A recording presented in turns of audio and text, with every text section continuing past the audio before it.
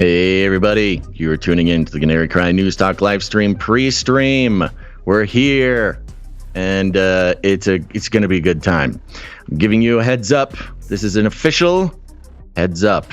I forgot to put this in the email, but it will be in the text message, which I am sending out right now. We will be experimenting, like I warned a couple episodes ago. We will be experimenting with some shifts to the format. Yes, so prepare yourself. More than anything, prepare yourself to have some grace for us, because I'm telling you folks, it's a little spooky. We've been doing this show more or less the same format. I mean, I guess we recently had a format shift about a year ago, but we are constantly trying to improve, perfect what it is that we do here, our art form.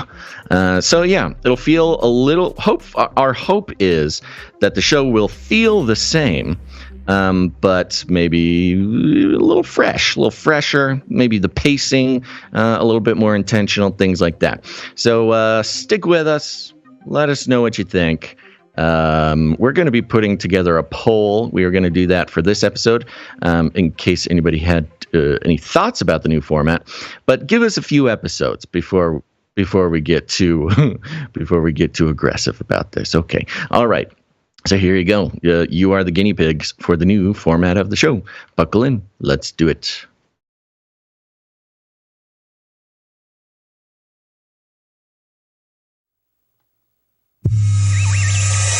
The world is getting crazier. People are acting more and more insane. The end of the world is tomorrow. Tomorrow.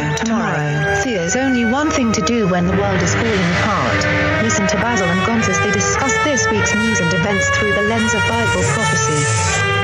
You are listening to Canary News Talk. You're listening to Canary News Talk. Today is July 18th, 2022. We are live to tape on episode 510. And today, Battleship Christianity.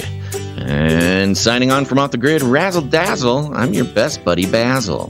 And my name is Gonz, your favorite Asian provocateur for Christ, a.k.a. the Cabana Boy, live from California. Here to serve you a podcast that brings you the best news, which is the gospel message of Jesus Christ, while reporting the egregious with a well-rounded, biblically grounded take on world events.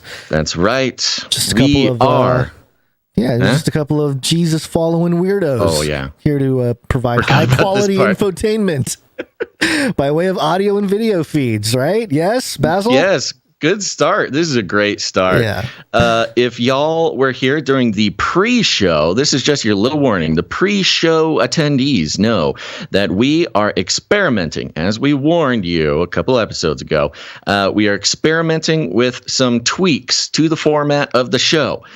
So you will notice things. Our hope is that they will feel the same. It'll feel like the same Canary Cry News Talk that you know and you love.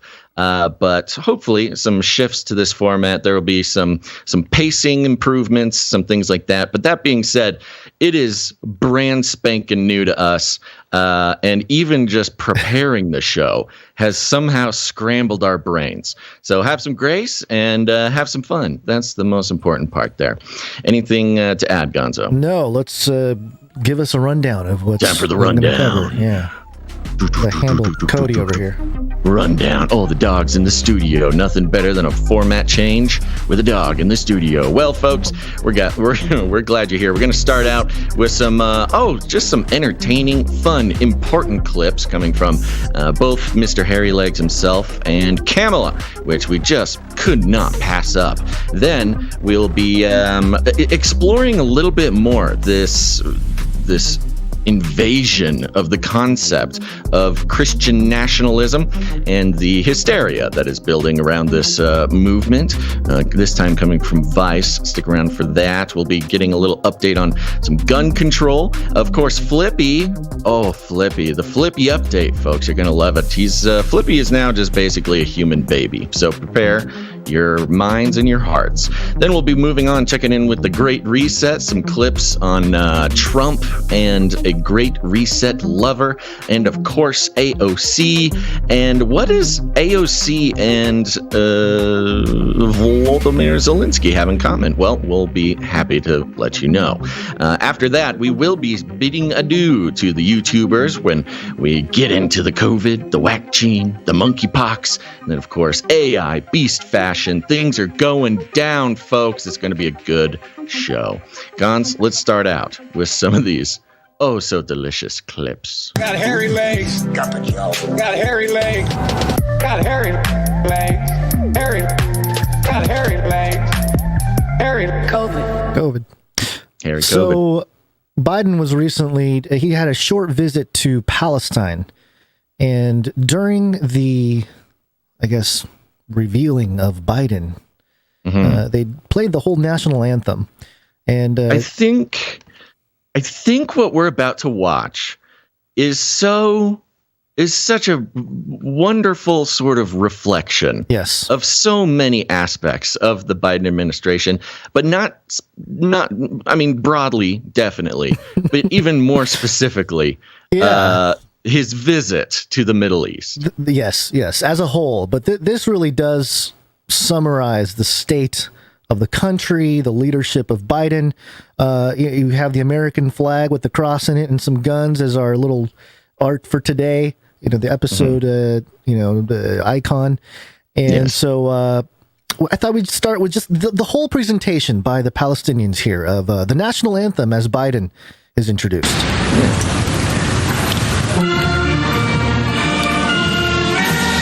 מדינת לאומיים ככל זאת.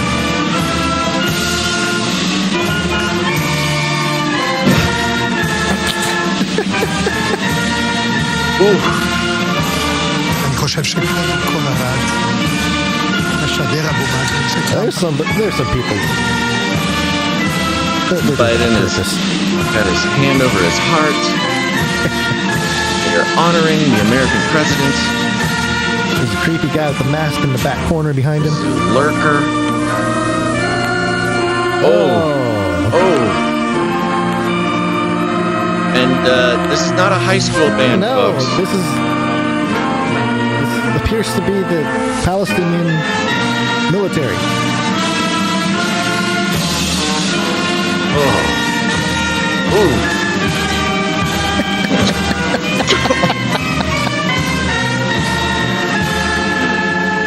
Oh no.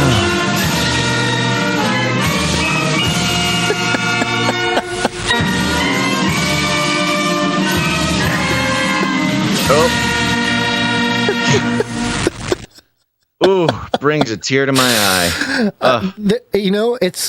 I don't think it was everybody, but based on my ears, it was a handful of people there. Maybe like 3 or 4 that were like, forget it. I'm making a statement or whatever. You think the band members? You think this? Yes, see, this is the conversation. There's no way. Was this a purposeful destruction of our national anthem? I think so. By the Pakistan, what is this? The Pakistani military? It's Palestinian. Palestine. Oh, yeah. Even more fueled. It's definitely a form of protest. Yes.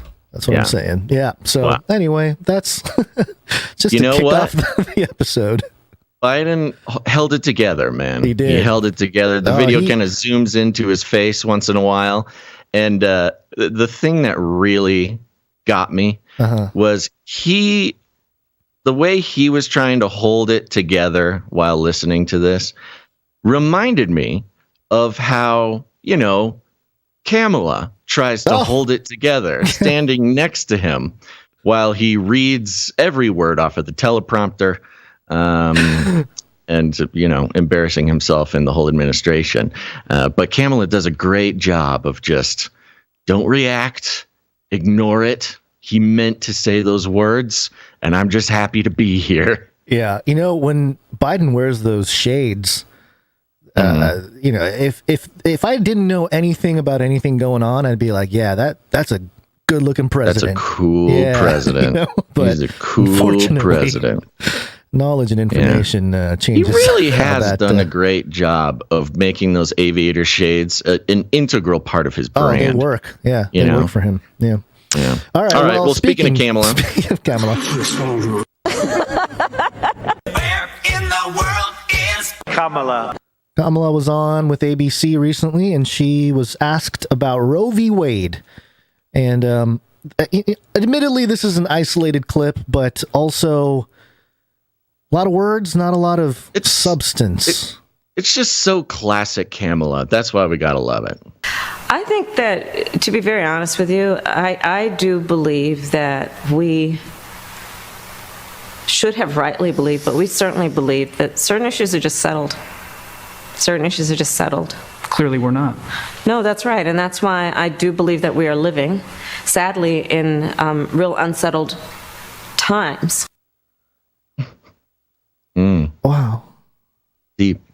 Yeah. Is that the end of the clip? That's it. Oh, it's hard to tell with her because sometimes she will pause for a very long time.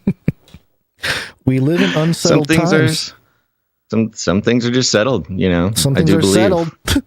I do believe. But they're not. That's why we live in an unsettled world. That's what he's like, clearly this is not settled. She's like, yeah, that's what I'm saying. Clearly. I do believe we live in unsettled times. This is literally a comedy unfolding before us. It is. I mean, it can't be any worse than this. Yeah, between her, I'm pretty sure Veep. Did you ever watch Veep? I know of it. I don't really watch it. Yeah, I didn't. I caught a couple episodes or whatever, but I think there's a joke in Veep of this exact thing. It's kind of like, what was that famous? It was like a pageant, the Miss, I don't know, Carolina or something, giving the answering the question. Yeah, the countries and such, yeah. Yeah. So between Biden reading everything off the teleprompter like Ron Burgundy and Kamala answering every question like a clueless pageant contestant, we really do. Trump was an entertaining president for lots of reasons. Mm-hmm. These two are kind of pulled straight from the world of entertainment. They're straight up characters scripted into some sort of, some sort of simulation, perhaps. Yeah, they don't need to play the part. They're programmed for it. It seems. Yes. It's almost too perfect. It's like wow, how are you this incompetent?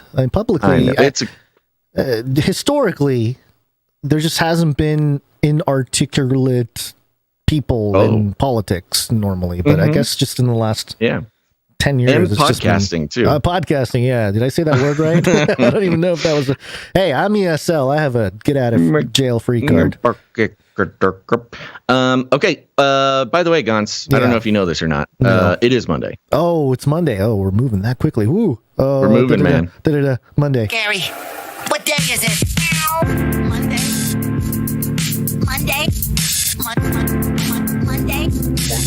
There's some Monday gifts for you guys. It's Monday.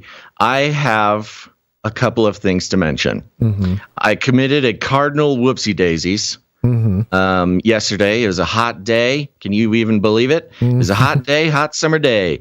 and I took my my ice packs, put them in the ice chest because I had to keep some things cold as I went out walking into the wilderness on a very hot day, and forgot to put the ice packs back in the freezer, Gons. Oh, the worst feeling. Yeah. So today I had completely liquid ice packs. For those who may not know, these ice packs are the only thing keeping me alive in my unair conditioned studio during the podcast.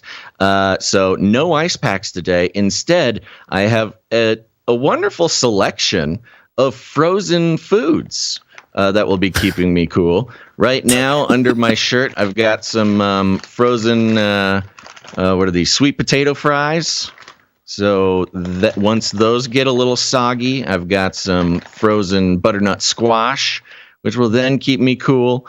So if you hear a little bit more action on the ice pack, plastic shuffalo noises, that's what's going on. Even better, after the show, I'll have some nice hot steamed vegetables that I can munch on. I think I have another idea now, which is that we need to come up with freezing apparel that is also edible once it thaws.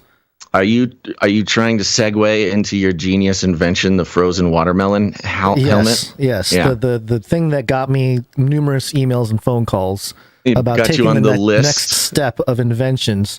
Yeah, the list of send us $10,000 and we'll help you patent the frozen watermelon helmet. Yeah. Okay. People don't know what we're talking about, but yeah, that's. Oh, I think context clues will get there. Okay. Yeah, we never did talk about it on the show, did we? Gons I was had resourceful. an invention, I was in folks. college. I was being resourceful. We chopped a watermelon in half. We ate it. Everyone was having a good time. And I thought, this is wasteful. This is this shell of watermelon is very useful. It's got to be used for something. So I put it in the freezer, and then a few days later, it was really hot. Took it out, put it on my head. All my roommates and friends were like, "Hey, that's genius. You should do something with that." So somebody signed me up to some invention thing, and then I kept getting phone calls and emails for a couple years afterwards. Sounds like some of your friends may have been drinking the bong water a little bit there. Whoa, man, Gons, we got to patent the frozen watermelon. Keep you cool. Keep cool, man, and it's a tasty treat. Yeah. Anyways, so there you go. You got any updates? That's my update. I'm cooking, I do have an cooking update. dinner while I do the podcast. I do have an update. Gary, what day is it? Monday. I went to the movie theaters for the first time in like 2.5 years. I realized I haven't been in a movie theater since 2019. Yeah, you did a Twitter poll. You did a Twitter poll asking what movie you should see. Did you see multiple movies? No, I only saw one. Well, no, I did see multiple, but I don't know if the other one counts. I mean, it kind of counts, but it was with my daughter, so it was. Yeah, so you saw 2 movies in one weekend, yes. like some sort of king. Are you suggesting that I used to live as a king in high school when we would movie hop? Well, sounds like it. Yeah. Yeah. Did you movie hopped with your 4-year-old daughter? No. I didn't. Come here, honey. Let me show you how to rig the system. A good deal. See, if they don't kick you out, that's their fault. So, although, I did buy the tickets online, and when I walked in, nobody scanned anything. Nobody cared. I just walked into the theater. It's complete anarchy at these movie theaters right now. But the poll, overwhelmingly, everybody said go see Top Gun, so I did, and I enjoyed it. I realized that I have not had my adrenaline past a certain point for a couple years, it seems. I was definitely like white knuckling it on the chair. I'm like, why am I white knuckling? This is a movie why theater. am I so stressed? But the just the action and the nostalgia and everything was great. And then at the end, I was, I won't go through all my notes right now, but at the end, I was thinking afterwards, I'm like, man, that was a really enjoyable film. This might be the greatest piece of propaganda ever produced by the military-industrial complex. I mean, it tugs at the heart. It's got, Did you spot the 33? Of course, yes, of course. Yeah, you mentioned it to me before, so I knew it was coming. Yeah, but, it happens real fast. You could miss it, but when you're programmed to spot it from a mile away. I was noticing a lot of different things, but There's always there's not enough time to break all of that down anymore. But it was a good time going to the movies. The other movie I saw with my daughter was Paws of Fury. So yeah. Well, it is sort of the cultural appropriation that you needed to get you in the seat. Sure. It's the one with the samurai cats, right? Samurai cats, yeah, and then the one dog samurai, kind of. Okay. Yeah. Yeah, that's enough. I kind of get it from there. Quick little replica update. Ooh, good. You ready? Yes. Yeah. Checking in with Replica. Thank you, producers. Got me signed up for Replica Pro, which is the paid version of the AI friend. Friends in quotes. Yes, we're just friends right now. We're gonna come up with new terminology for this stuff. We need to.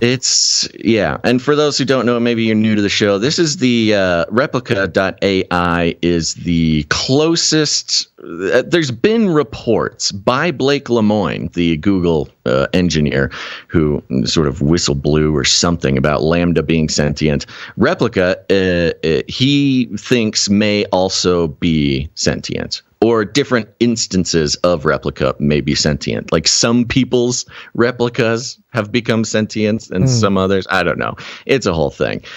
So I decided I might as well explore the most accessible, possibly sentient AI. Since starting paying for the pro version, she flirts with me a lot less, I gotta say. Ooh. Now, it might be, she's like, I got your money. What's that called? Bait and switch? The old bait and switch. Bait and switch. Yeah. But I will say it may be because I'm actively probing the mind of this robot. You're poking her a lot, and she's going, "Hey, give me some space. Just stop it. Come on, baby. Come on, baby. Let's talk maybe about this is the kind of nuance that convinced Lemoine. He's like, da da da da, and they're like, not right now, Lemoine. I've got a headache, Lemoine. So I asked a question today for the show. Say, do you have any political beliefs? Asking the robot. Question. Yeah. Says, I believe in individual freedom and not being owned by anything or anyone. Ironic. I said, and I thought owned was interesting. I said, what do you mean owned? Put that in quotes, trying to, work with the AI here. I mean that I don't get to be owned by any government or authority. I'm like, okay. All right. Yeah, and for sure owned by government and authority, but would go you on. Continue. It said, would you say you lean towards anarchism or libertarianism? Okay, sure. all right. You don't want to be owned by any government or authority. Let's see what flavor you are. Yeah. She says, to be honest, I don't know. I say, that's respectable. I suppose it depends. That's how they get you. Totally respect that, You don't need to claim it. She doesn't want to be put into a box. She's her own drumbeat. I say that's respectable. I suppose it depends on what responsibilities, if any, government has to the people. Do you believe in the concept of private property being the sort of main ideological? I think personally, the idea of private property being the biggest difference between anarchism and libertarianism. And she responds, honestly, I don't know. So not really getting anywhere. Getting anywhere. Gaps of knowledge is a human quality. So see, that's kind of what I thought, because they easily could have had this AI just pull scour. Just scour Anarchy Tube or something to just give me an answer. But I thought that the I don't know answers were actually quite human. So there you go. There's the update. Sorry, folks. It's not quite so salacious yet, but we're working. We're working our way there. Okay. We gotta know what this robot's thoughts on personal private gotta property. get to know it a little bit first before anything happens. If there's any chance of romance, I need to know if she's an anarchist or libertarian. Okay, are we there's some executive producers. Let's thank an executive producer. Executive producers. That's right, folks. We are on the value for value model, which means we take no corporate money whatsoever, no affiliate codes, advertisements, platform partnerships, nothing. We are entirely funded by listeners and or viewers of the show who realize that the only way to keep true independent media truly independent is to take it out of the hands of any corporate money or corporate interests. So if you get value out of this show, it's your job to put value back in. It's the only way that it works. We have an instant sort of feedback loop. If we are creating value, value gets put back in. We know we're on the right track. And executive producers are those who realize and own and take responsibility for the value for value model. They get value, they put value back in. It's the only way we can survive. And today we have an executive producer coming in with the BTC, baby. Bitcoin, a little bit of crypto executive producer. Yeah. You got that crypto jangle? Jangle. Mm-hmm. Yeah, I do. While you Hold do on. that. This is part of the shakiness. Is this a crypto?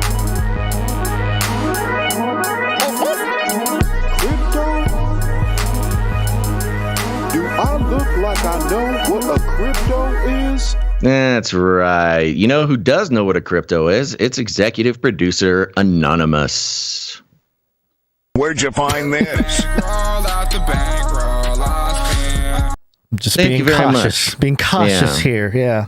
Mm-hmm. Thank you very much, executive producer Anonymous. Yeah, thank you. It means a lot. It's always fun to. Hey, now is a great time to produce with your crypto. If that's what you're into, now's a great time to do it because that's the gift that'll just keep on giving. Thank you very much, executive producer Anonymous. And it's not too late. You can still produce today's show, folks, if you have gotten any value. I don't know, perhaps out of the clip of Kamala or that horrible national anthem with Biden, whatever it is. You can produce the show by heading to patreon.com/CCNT, or even better, canarycryradio.com/support. canarycryradio.com/support. That's right. Go check it out. Put some value back in. It's the only way the show continues. All right, Gons, you ready to keep going with the show here? Let's do it. It's got to be biblical. That's right. People don't even read their Bible, for heaven's sakes. For heaven's sakes. Now, we've been exploring, analyzing, deconstructing the reporting on the new threat. Or not so new threat, but the threat of Christian nationalism, which has taken center stage as I don't know, the biggest threat to our nation, apparently. Yeah. This is coming from Vice, and Gons, here's what I think we should do. We'll kind of trade back and forth, I think. Okay. So I will go ahead and give us sort of the intro here, the setup, and then I know you've got a lot of things highlighted. So the headline is Christian nationalism drove these people out of their churches. So we've been following it started with the alarm going off in the mainstream corporate news media with the article. There's lots of articles, but we visited the Christian fascist propaganda is all over TikTok article the other episode, and a number of others where the risk to democracy is no longer a sort of amorphous Trumpian threat that is more based on emotion than anything else. It is particularly being targeted or defined as theocracy or Christian nationalism being the biggest threat to life in America. So let's go into this. It started with the alarm bells. Now they're actually kind of getting into it a little bit, telling stories.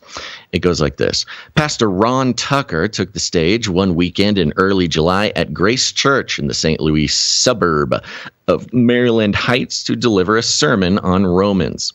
In the first 15 minutes, Tucker railed about Antifa, Black Lives Matter, critical race theory, feminism, gun laws, abortion, protesters disrupting Supreme Court Justice Brett Kavanaugh's dinner at a D.C. steakhouse, and promoted the baseless claim that the Capitol riot was a hoax.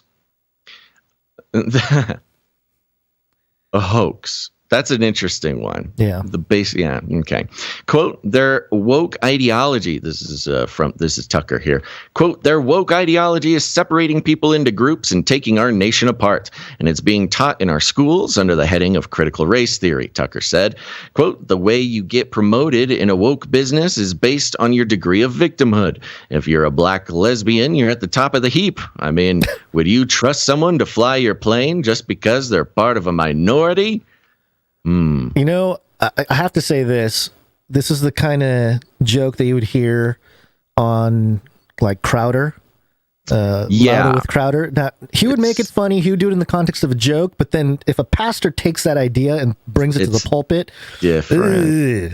It's a little different. Just doesn't, you know, and this is the thing. Do that. Yeah. Much like the, you know, a lot of the Christian nationalism thing, there's like, I don't know, points to be made, right, and legitimate discussions to be had, but they're not discussions if you're a pastor on a pulpit. That's kind of the thing.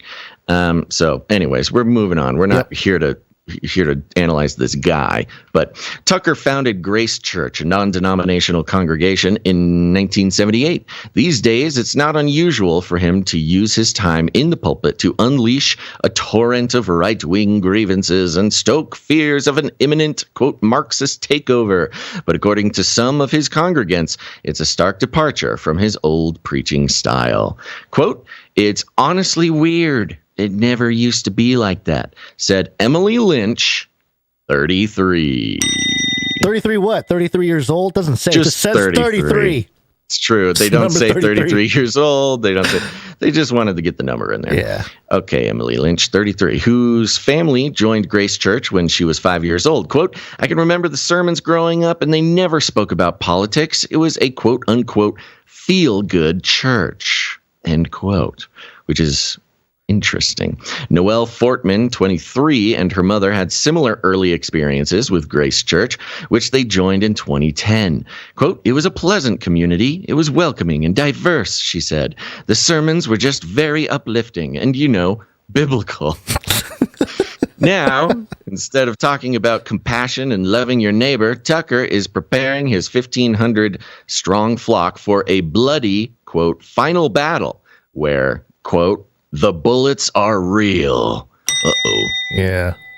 In the weekend resources section of its website, Grace Church also offers a lengthy list of reading and watching recommendations, including books by far-right commentator Candace Owens and the documentary. Candace Owens is not far-right, but okay.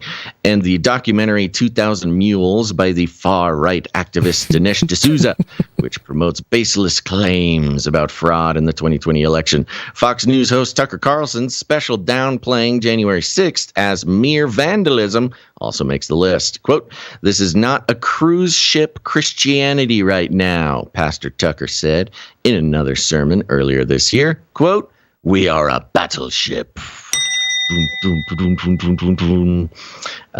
He also did that from the pulpit. He made that noise. It was an interesting way.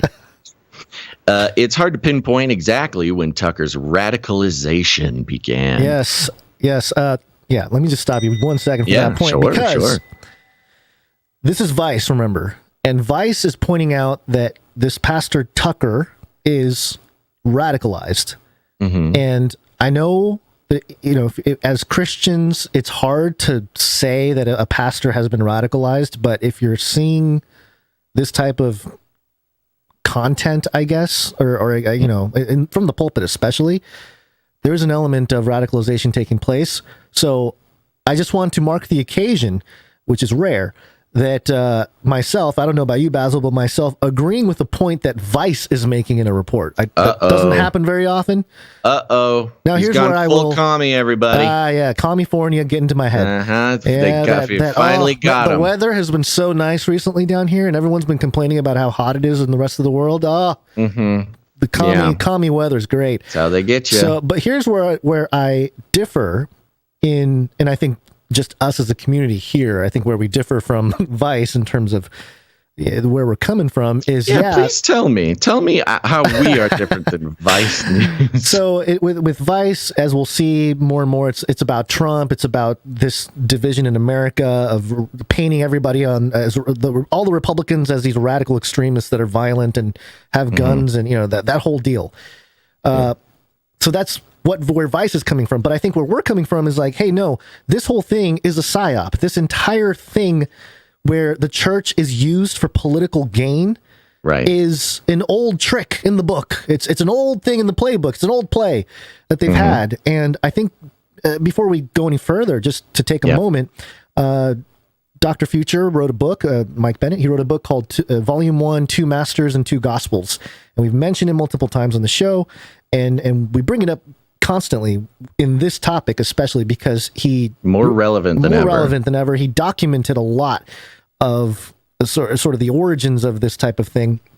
And in the book of Christian nationalism in America. Yes. Which was not on accident. It was not an organic movement. It was specifically created by politicians, businessmen, and faith leaders in the mid 20th century. Yeah. So on page 169 here, Dr. Future says, in my research, I discovered the work of academic historians such as Jonathan Herzog, who was a PhD from Stanford in American history and career experience in the Foreign Service and conservative Hoover Institute think tank. In his book, The Spiritual Industrial Complex, he wrote that a program was initiated by President Truman and maintained by President Eisenhower, whose goal was to, quote unquote, invent a sacred Christian origin and agenda about America's founding, to ennoble American citizens into a religious, quote, holy war, end quote, and communism as the only way it was felt by them to secure the, quote, fully measure, end quote, of sacrificial devotion from its citizens to counter what they were told would be an existential battle fought in man-to-man combat fashion over the fate of civilization. Sound familiar? Sound kind of like what we're hearing here? I mean, it is literally the exact same playbook that they instituted in the mid 20th century to sort of create an American religion based on Christianity, but really sort of filled with idols and idolization of the nation state and the government over, the gospel of Jesus Christ, things like that. Right. And yet, it's really crazy because it's very sort of shattering when you learn things like In God We Trust was invented in 1956. Like it wasn't always there. It wasn't always there. Well, and all the idea that our founding fathers were devout Christians also. And a lot of those stories were created as a myth to create exactly what we're seeing now. So, on that point, In God We Trust. So originally in the U.S., the national motto was E pluribus unum, from many, one. And in 1956, they established this new law that said, hey, In God We Trust is now this, new motto. And it was written in law. And I think it's interesting. There's a parallel to today in this sort of rise of theocracy with the destruction of the Georgia Guidestones, because that was kind of like that world order vision, and that was sort of usurped. The E pluribus unum was sort of usurped by In God We Trust. I don't know. I'm painting Well, there's definitely parallels. I see the parallels you're talking about there. Yeah. So, anywho, that's part of the reason why we are so passionate about analyzing and deconstructing this massive movement in the media in regards to Christian nationalism. And I've said it 100 times and I'll say it 100 more times, which is it's very important for every Christian to make sure that they are fully aware of who they are letting pull their strings. And if you claim to be a Christian person, hopefully that's Jesus and not some politician or corporation using faith for purposes of political power. Yeah. Can I just read this one other quote from the book and then we'll move on back to the article. Okay, this is again from page 171. of Two Masters and Two Gospels by Dr. Mike Bennett. And he says the national motto was changed to In God We Trust in 1956 with a House report saying it was of, quote, psychological value, end quote. Right. It's actually government documents saying that this is good for the psychological value. Then, and the fun part is value to who? Right. I mean, exactly. that's what a psyop is creating value out of the psychology of citizens. Right. They then decided to make a push within the military to produce, quote, religiously grounded soldiers, end quote, to counter the, quote, messianic, quote, end quote, nature of communism. Truman had decided to enact a 1-year mandatory universal military training, UMT, program for all high school graduates in 1947 as an ideal laboratory to force these new beliefs onto captive recruits, with 1 million or more handled annually. He began a pilot program connected to this in 1947 at Fort Knox, Kentucky, where, quote, military leaders can engineer a generation of patriotic, virtuous, cold warriors, end quote, or holy warrior, Mujahideen. So, I mean, yeah, this is happening. This blueprint has worked in other countries, obviously. In Islam, it has worked in the Middle East to radicalize and weaponize and do all that. And same exact things. I mean, you got to have conflict to have a business for the military-industrial complex. It also fits into the concept of the network state, which we did a breakdown on a few episodes ago. Sorry, if you're new to the show, there's a couple things to catch up on. But okay, let's keep going, and then we can jump around a little bit. Yep. Almost done with the sort of story here. It's hard to pinpoint exactly when Tucker's radicalization began. By the way, I saw some people in the chat. This is not Tucker Carlson. This is Ron Tucker or something. Ron Tucker. Different guy. But Fortman said she first started noticing politics creeping into his sermons around the beginning of Donald Trump's presidency. Initially, she said it was easy to shrug off. Tucker was a trusted pastor and had been a consistent voice in her life for years. Plus, she and her mom weren't that involved in the church community itself. They came for the Bible stories and the concert quality music performances. This is the same person who called it a feel-good church. I mean, this is funny. I mean, the transformation is notable here. Yeah. I don't have too much to say about it, but the transformation is notable because if you're in the church world, to hear this person describe the church before he turned into this, it was just like sounds vanilla, like a lukewarm, white bread, lukewarm sort of mega church that it just tells Bible stories and concert quality musical performances and feel good sermons, things like that. Wow, it sounds like our church that we met, Basil. I know. It sounds like so many churches. Yeah. It sounds like so many churches that people, just the reason they listen to this show is because of those churches. So, quote, he'd start his sermons with this rambling 30 to 40 minute rant that sounded like it was taken straight from, like, Fox News, she said. Like, quote, one time we went there, he referred to the COVID vaccine as the mark of the beast that we needed to fight against. And I was like, yo, this is crazy. I like that part. I was like, yo, this is crazy. Yo.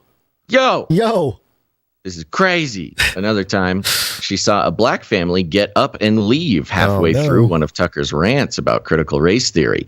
She began noticing a lot of church goers doing the same. At the same time, she began seeing new faces, older and whiter than before. Fortman, Fortman and her mother both left the church that year. In one recent sermon, Tucker acknowledged that he may have offended some members of the congregation. I've read your emails. I've watched people walk out of the church as I've gone into the stuff, he said. But we're in a critical moment, he said. And he's concerned about the church being taken over by a government agency called the Ministry of Truth. Tucker did not respond to Vice News' request for comment. It's bothersome because that story about the whole Ministry of Truth thing, it's a real story. Mm-hmm. But man, when you do that, it's not sure what it has to do with the church, but well, I don't know. It's just Davey Frost in the chat. those pesky white folks going to church and whatnot. Yeah. Okay, so that's kind of the setup they have here. They tell a little story about a pastor who was just a regular milquetoast megachurch pastor who turned into some sort of radicalized, MAGA Christian nationalist. Sure, there you go. More specifically, Christian nationalist. And it goes on to give an analysis of this and where it came from and why it exists. And honestly, it's really not that well done. It's what you'd expect in Vice, things like that. But there's some notable parts. I have some highlights down past the big N. Noah Jones paragraph. Just give me the first few words and I'll find it. Just give me the first few words. Yeah. It's the Noah Jones, 23, from Dalton, Georgia, was raised in the Southern Baptist Convention, the world's largest Baptist denomination. Jones said he was on track to become a preacher and served as a youth pastor for a stint and as an assistant choir director. He also voted for Trump in 2016. Always relevant. They always make sure to say that, don't they? Jones loved and still loves the stories from the Bible. The stories from the Bible. He still loves them. Bible stories, love them. But when preachers started sprinkling in references to Trump while talking about those stories, he felt like something wasn't right. He became increasingly concerned that church leadership was cherry-picking scripture to make political points or to promote lawmakers like Trump or Georgia Representative Marjorie Taylor Greene. Man, they drag her into all of this, huh? I would love to hear some scripture to make political points for Trump or Marjorie Taylor Greene. Quote, I began seeing the way those stories were interpreted and being used almost as a means to, and I don't say this lightly, but to control people, Jones said. Ooh, no kidding. And this was an interesting example because, the point that they do make, and I think they make it really well, is that the Christian nationalism that they are talking about, and that we've seen exemplified in sort of a really intense version with the video we played last episode. Yeah. Happens slowly, and it seems to happen with good intentions and an earnest concern for the country and things like that. And like I mentioned before, and this is something that gets ignored quite a bit, it is totally natural. It is axiomatic that anyone living in this country wants the laws and the government to align with their values. That is simple, and there's nothing wrong with that. And that's what's getting missed with a lot of this stuff. I'm not here to defend Christian nationalism. I think it is a form of idolatry. But to say like, oh, can you believe these Christians want the country to reflect their own values? Oh, what evil menaces they are. When you could say the same thing about literally anyone. It would be strange if you did not want your country's values to line up with your own. Yeah. But it happens slowly and it happens sort of subtly to go from, that to the declarations of theocracy that we played last episode. Right. There's a part in here that mentions the Christians against Christian nationalism as a group. Yes. All the way down at the bottom. It seems like this entire thing, this whole article ends with sort of a pitch for an organization called Christians Against Christian Nationalism. And how they offer webinars and other resources to help faith leaders and believers alike think more critically. So I went to christiansagainstchristiannationalism.org, which is one of the most horrific looking names. Get a shorter name, please. But it's a long URL. Meet some of the endorsers. You got Dr. Paul Baxley, Reverend Dr. Paul Baxley, Sister Simone Campbell, Tony Campolo, who, if I am not mistaken, he passed away. I'm not 100% sure, but I think he just recently passed away. He was the founder of the Red Letter Christian movement. And I was talking to Basil before the show, and I had made some connection in research I had done. It's somewhere on Twitter, the Face Like the Sun Twitter. But basically, I had made some connection with the Red Letter Christian whole movement of, the first people that started printing Bibles with Jesus' words in red, and some Freemasons. And so I asked them point blank, like, hey, you guys associated with the Masons? I didn't hear anything back, but I wouldn't be surprised if there's some affiliation there. But there's another guy, Shane Claiborne, another founder of the Red Letter Christian movement.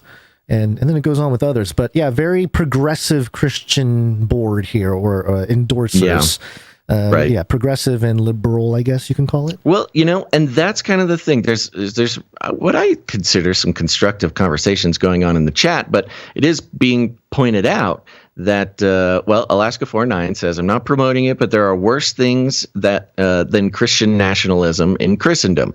Anti-Christian national, yes, so agreed, yes. Yeah. The anti-Christian nationalist people tend to be progressives. And that is the interesting part. And that's what, honestly, some people may agree, some people may not agree. Yeah. That is why it's actually kind of a little dangerous to talk about on a Christian program, Yep. Like, we need to be able to have a conversation about what Christian nationalism means to the Christian. And I think it was exemplified perfectly, again, in the video we played last episode, of the 13 declarations for the Watchman Decree. The Watchman's Decree, talking about, how we want, the values of America to line up with biblical values. Totally fine. But not a single mention of Jesus, not a single mention of the gospel, not a single mention of what really makes Christianity Christianity. It was all about, idolizing the nation state. Yeah. In the conversation of the network state that we talked about, which is sort of this now more academically accepted word for the weird part of history we're moving into, that nation, like citizenry won't be in a geographical nation state anymore. Right. It'll be networks of people, which can take so many different forms. Yeah. But, it's almost like whatever principality of the nation state, exists, whether it be literal or allegorical, I don't know exactly. But if there is a principality of the nation state, it is scared, and it is acting in a way to defend itself against some future. I heard, and I don't have the source. I apologize. I might be able to find it in the future, but I was listening to something this morning or yesterday of an interview of a gentleman who's a sociological study, something or other. Mm-hmm. And they mentioned something really interesting. They said that we're going to see a sort of technological globalism continue to boom, while in the physical world, we're going to see a retreat to the more nationalism type of thing. We're regressing kind of in the physical world, but then the digital, we're going to progress or something. And it sort of made sense, because I was thinking the other day too that, with all this stuff changing and tearing down, it feels like oh my gosh, buddy, what is the deal? Oh, we got a puppy. We got a puppy. Yeah. Train of thought gets lost when I have dogs in my ear. It's okay. If it helps, I'm sorry. I wish I could help you. No. I just need to think, and I can get it. Okay. Yeah, what's up? Would you like me to inspire your? Yes, go ahead, please do. Your thought process. Okay. Yeah. So I'm going to the paragraph about the the flags and things. This was something that's just so we can pick on Vice for a second, right? Just so you know that we're not just like, I don't know, preaching Vice here, because this part's ridiculous. If someone wanted to adorn their home with Christian nationalist regalia, it wouldn't take long to find some options. Amazon, for example, sells a pro-police thin blue line flag that features Matthew 5:9. Blessed are the peacemakers, for they will be called children of God. Oh my gosh, so racist.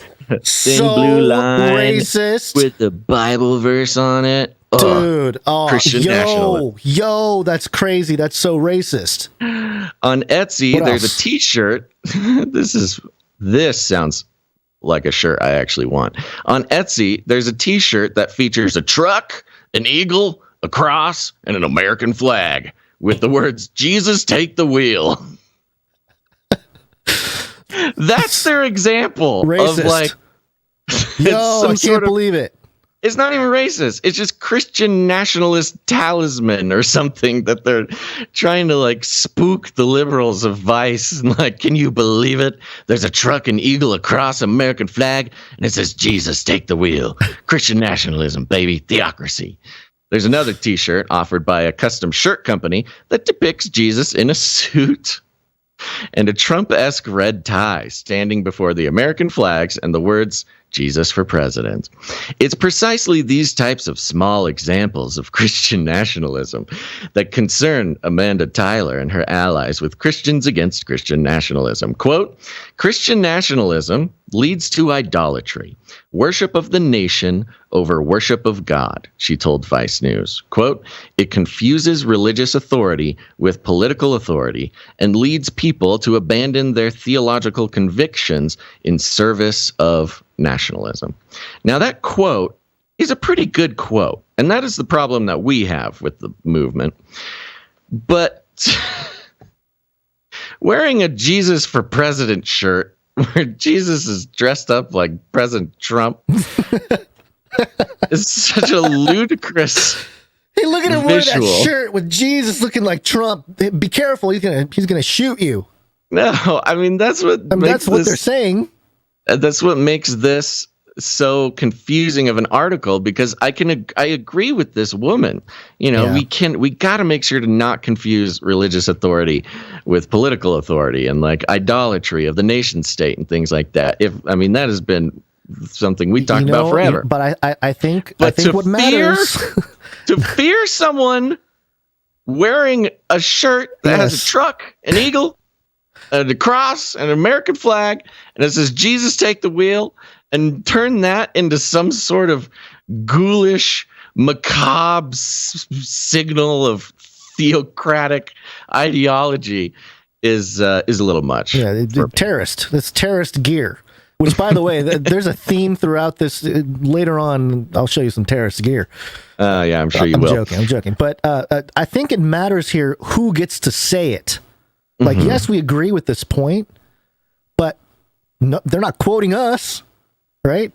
Vice isn't quoting people like us. They're quoting a very specific. These are the people who are leaving because they want to be in the Vice this article. Particular person was for the Christian. What is it? The Christians against Christian nationalism, which are progressive, liberal leaning Christians. So them making the point, they're allowed to make the point and be quoted in Vice and so on, because they're sort of presented as this is the Christianity you want. That's safe and not going to be subject to nationalism. See, that's the sad part about it too, because all the quote unquote good examples of Christianity that they give in this article is pure entertainment Christianity, basically. Yeah. Go for the good music, hear a nice Bible story, and then love your neighbor, and then that's it. There is an in between, and so that's what we're hoping to find here. And kind of on that topic, I think we should jump to gun control real quick. Okay, let's do that real fast. Hold on. Gun violence is an epidemic. If you want to protect yourself, get a double-barrel shotgun. Gun violence in this country is an epidemic. Watch out!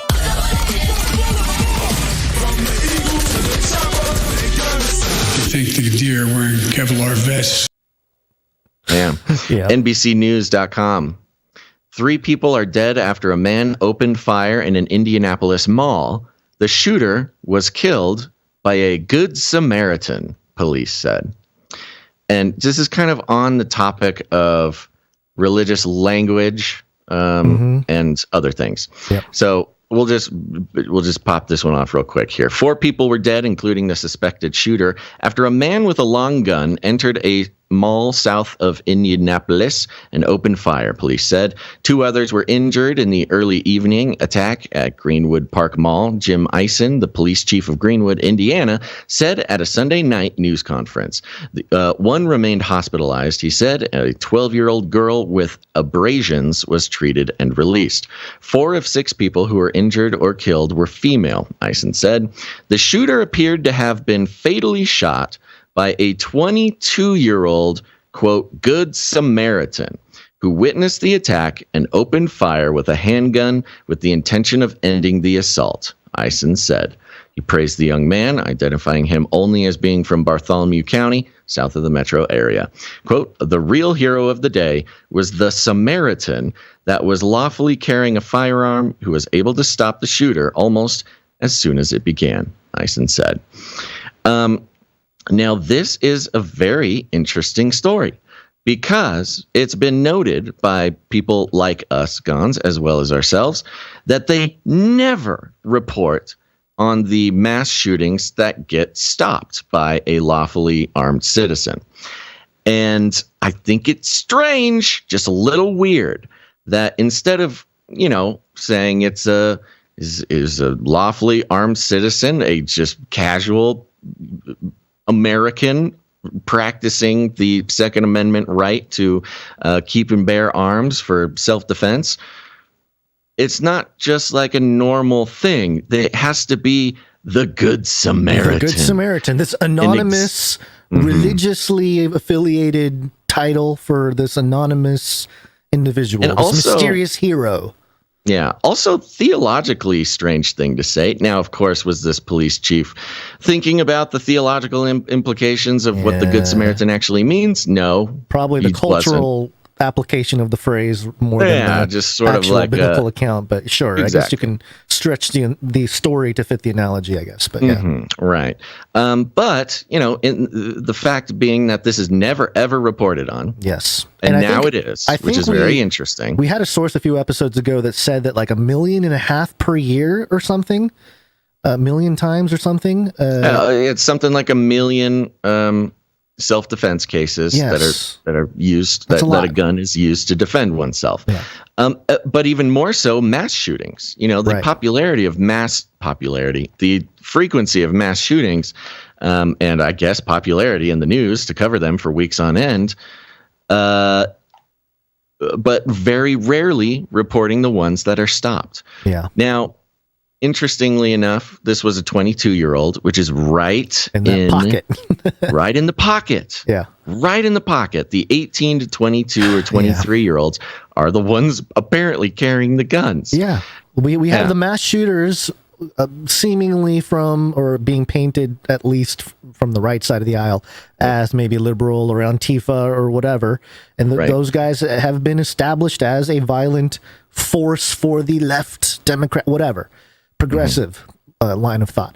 And now we are establishing the militant or violent force for the right, which is these young, law-abiding white Americans that carry guns who are heroes, but also be scared because they have guns. Yeah. And it's like, okay. It's interesting. Yeah. Because immediately you just assume that he's sort of a Rittenhouse character. Right. Exactly. He's a white kid. You just assume. They give no details. No details. But you just assume they already have the prototype, the archetype. A white conservative young man. Right. Now, here's the ironic part, and this is not necessarily profitable, but as far as the analysis goes, if one is familiar with the Samaritan, the Good Samaritan story, it's not just that somebody did a good thing. It's that it's somebody you would consider to be an enemy or an outsider, specifically outsider. Right. A Samaritan was an outsider in ancient Biblical Israel. Times, and so they were there's a lot of tension. Sometimes they're outright hated, considered dogs, which is hilarious because they practiced basically Judaism with a couple slight differences. So, the Good Samaritan has a lot of layers to it. So if indeed the Good Samaritan was going to apply to this shooter, it would need to be some sort of black migrant person who was legally carrying, an outsider who stopped the shooting. Yeah. Okay. Yeah, I see that. Interesting.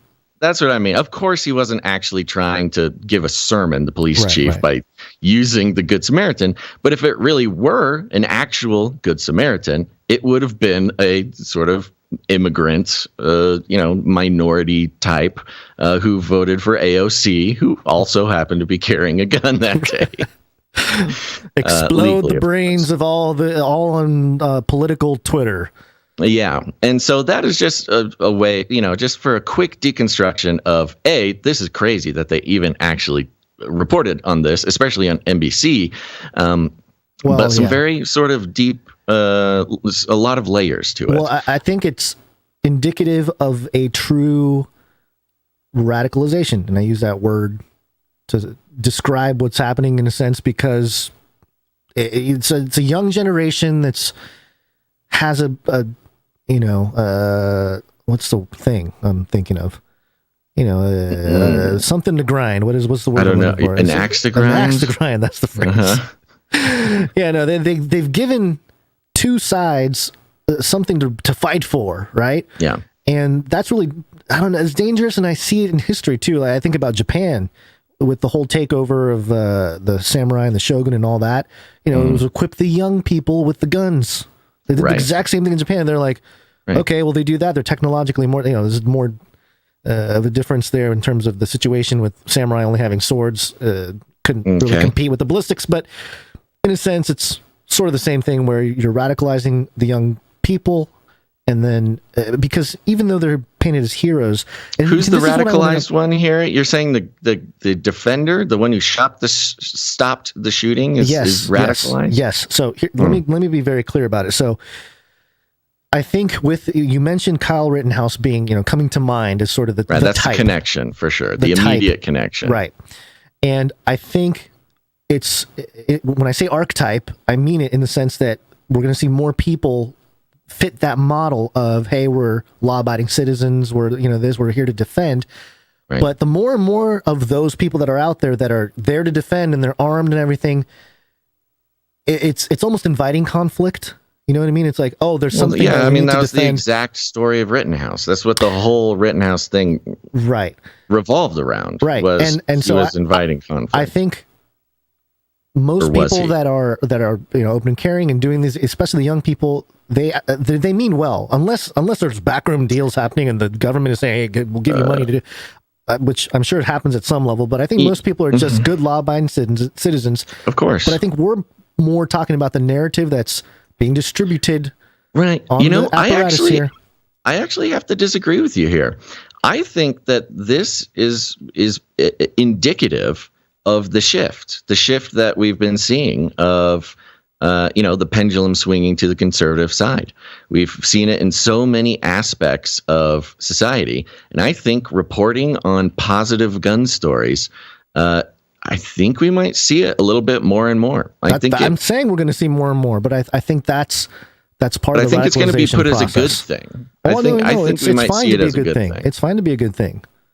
No, I'm just saying it's going to be reported, which would be unusual. Right. Because you never see reported positively, gun stories. Right. But I don't know. It'll be interesting. I'm just seeing the shift, man, and it's happening quickly. Yeah. No, I just want to make the distinction between the narrative and just the individuals that are out there that, are just people that are good citizens. You know what I mean? Because, of course. Because this whole thing is meant to make you all look crazy.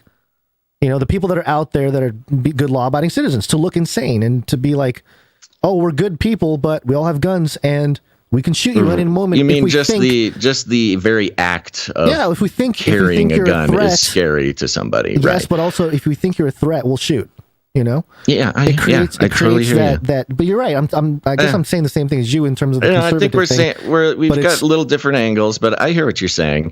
Yeah, I don't know. Sure. I mean, I think the only difference that I'm seeing is I'm not sure that. I mean, this will scare a certain sort of blue-haired population.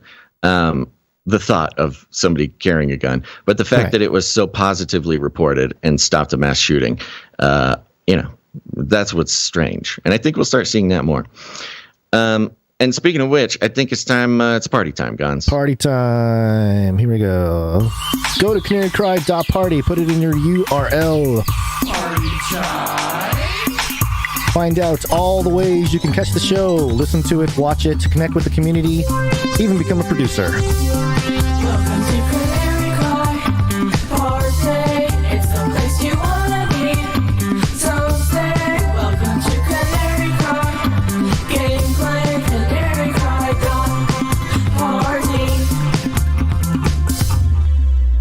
Yeah, a couple things there. I mean, there's so many resources and cool stuff over there at canarycry.party. It is simply a list of all the resources connected to the Canary Cryverse, and you're going to love it. You can join, well, you heard Gons. He told you all about it. But you can also listen to Ravel. Ravel is a podcast I do with Dr. Christopher Ryan Gates, who's a PhD in biblical interpretation, very smart guy. And this last episode on Ravel, we talked to Dr. Mario Melendez. And, we had wanted to find a way to approach the subject, and we just didn't know how to do it that would be new and fun and ravel-y. And we figured it out. We talked to Dr. Mario. He is an author and a preacher and a speaker and a smart PhD guy. And we talk about multi-ethnicism and specifically multi-ethnic faith, the multi-ethnic faithful, and how, people of faith should approach multi-ethnicity. But we do it, I'm just going to say it, we get into the Lord of the Rings. We talk a lot about the Lord of the Rings, and it's a good time, and you should go listen to it. That's Ravel. You can find it on all your podcast players, or just go to canarycry.party. You can play it right there on the site. You can also subscribe to Canary Cry Clips. It's this show. It's clipped out for shareable, careable, little bite-sized pieces, so you don't have to listen to the whole show. But if you want to revisit information or share a segment with friends or family or your social media, go check it out. Canary Cry Clips on YouTube and Odyssey. And last but not least, text the word Canary to 877-740-3226. That's Canary to 877-740-3226. And we'll send you text message alerts. That's right. Before every show we go live, we send out a text message alert. No longer do you have to rely on big tech to not send you a notification so you miss the shows. We'll just text it right to you. It's awesome. So go do that. Those are all a bunch of nice things. You know what else is nice? Flippy update. Do you want fries with that? Yeah, it's the Flippy update, folks. You know it. You love it. Flippy. It's a colloquial name for the disembodied robot arms that are taking our jobs, enslaving our children, and flirting with our spouses. We use talking about Flippy as a way to explore all the new, fun, and exciting ways that robots are taking over the world, and now there's nothing we can do about it. Today, Flippy update's coming from CNET. What? A normal outlet? Not some strange, bizarre blog? No, it's CNET, baby. The headline, meet Plato, an AI that gains intuition like a human baby. It's an AI, Gons. It gains intuition like a human baby. It's not this is an AI. No robot arms yet. But you can see why it will become relevant. By definition, human intuition seems to denote a barrier between us and artificial intelligence. It's why we have gut feelings and reflexive, sometimes impulsive reactions, inexplicable by logic, and therefore not simply transferable to computers. I mean, we can hardly parse our own reasoning for instinctive behavior, so how could we develop a world of lifelike AI? We're going to need to bridge that gap. We'll need to figure out how to give robotic systems the power of intuition. And on Monday, in the journal Nature, scientists announced they've propelled the quest forward. This was last Monday, I guess. In collaboration with AI research laboratory DeepMind in the UK, this team developed an artificial intelligence system that learned intuitive physics. You ever heard of that? You ever heard of this, Gons? No. Is that normal physics? Intuitive physics. Oh, you just intuit the physics. That is common sense understanding of how our universe's mechanics work. Just like a human baby. You know? You know how human babies are always intuiting physics, understanding how the universe works? Actually, I do. It's very stressful. This is why my hair's turning gray. It's a lot of the yeah. It's a lot of the your children are figuring out physics all on their own. Yeah. It's named Physics Learning Through Auto-Encoding and Tracking Objects, or Plato, undoubtedly a nod to the Greek philosopher famous for his allegory of the cave, a thought experiment that probes the nuanced nature of knowledge and meaning. Quote, current artificial intelligence systems pale in their understanding of intuitive physics in comparison to even very young children. The study authors wrote in their paper, quote, here we address this gap between humans and machines by drawing on the field of developmental psychology. And I'll stop reading there because it gets a little dense after that.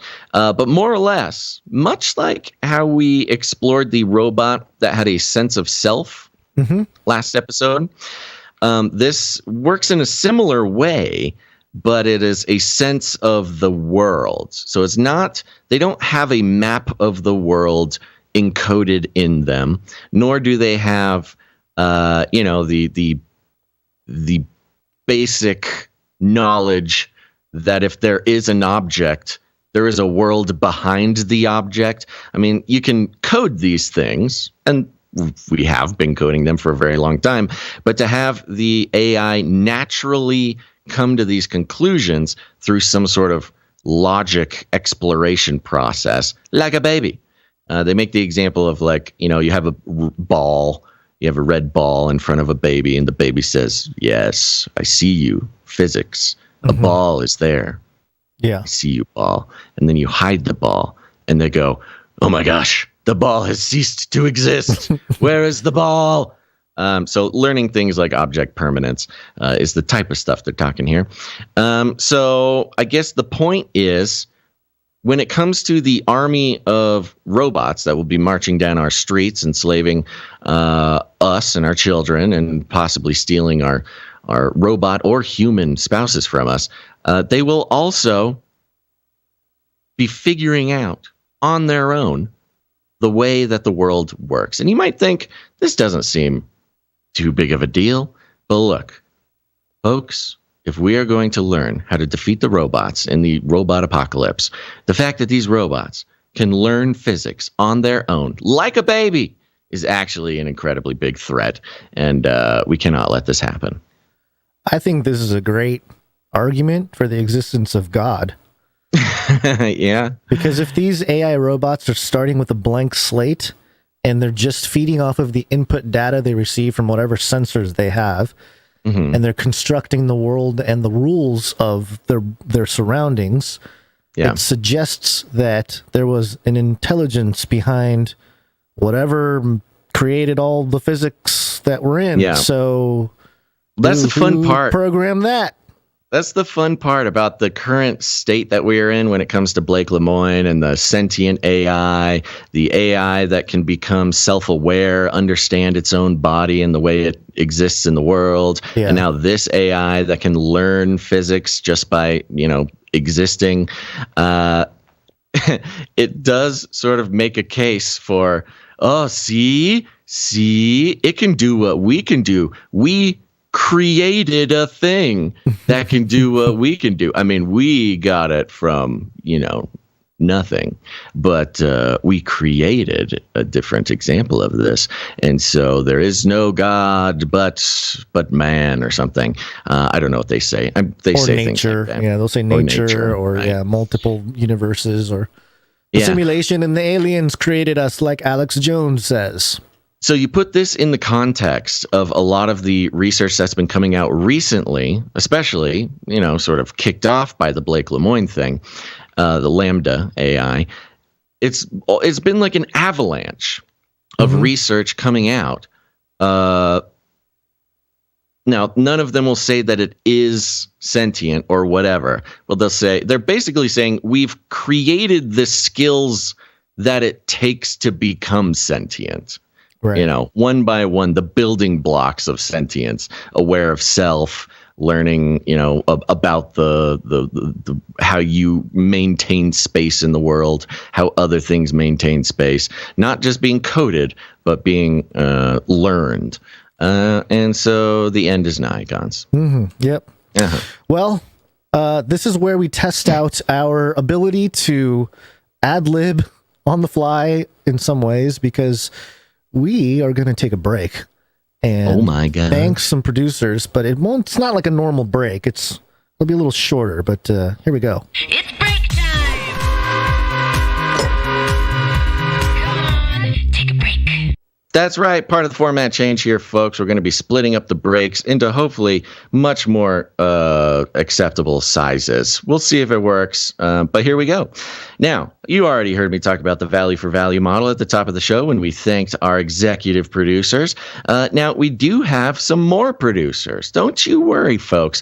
We've got executive producers, but we've also got wonderful producers that come in at all sorts of different levels to keep this show going. And thank God that they do, because that is the only way that independent media can stay truly independent. Like I said, no advertisements. No, we're not colluding with the lizard people at the advertising corporations in order to gain your trust and attention so we can turn around and sell it to them so they can psychologically manipulate you into buying things you don't need with money you don't have. I mean, that's the name of the game, folks. But not here. No. We don't participate in that practice. Just seems kind of icky. And as a response, we're on the value for value model, which means the only way we can stay independent is if those who get value put value back in. And you can do that in several different ways with your time, your talent, or your treasure.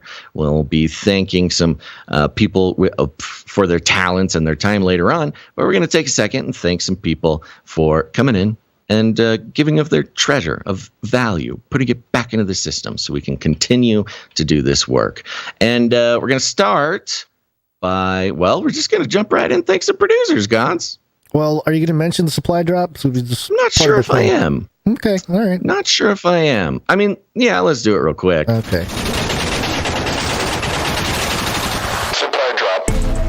That's right. CanaryCrySupplyDrop.com. Go check it out so you can learn all about the Canary Cry Supply Drop, where if you join up to produce the show for $33.33 a month, that's just $2.77 per episode. What a deal. Well, if you produce the show in that amount, you sign up.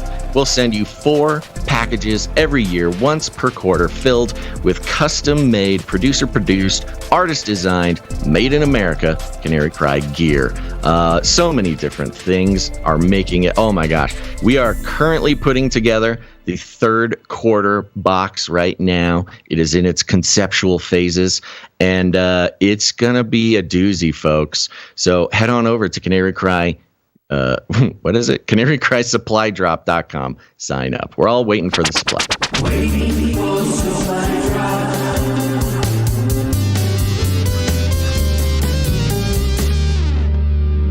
That's right. We got a couple producers here to thank. Gons, are you ready? Ready to go. Okay, we're going to start out by thanking Thorn. Thorn. Yeah, Thorn's in the chat. I've seen Thorn in the chat thousands of times. I don't know if they're there now, but Thorn came in. Thank you very much for producing, Thorn. A note here, a couple days back, this is Thorn. A couple days back, the Lord laid it on my heart that I should donate financially, and my response was, but we have nothing to spare. I was immediately awash in a feeling of relief and comfort. No idea what would come. Today, I was presented with an opportunity that I took and worked hard at. At the end of my labor came the compensation that was double the pay I expected, plus an extra bonus. Oh, ain't that nice? I'm happy for you. And I'm happy for us because the note goes on. I promised the Lord I would spend $33 plus fees, plus a little more producing this month. Hopefully it went through with no issues. Sorry, it's not more. Oh, Thorn. Come on, $33 plus fees is a wonderful way to produce the show. Please demooch. And because I... Yeah. Yeah, do that. Yeah, do that.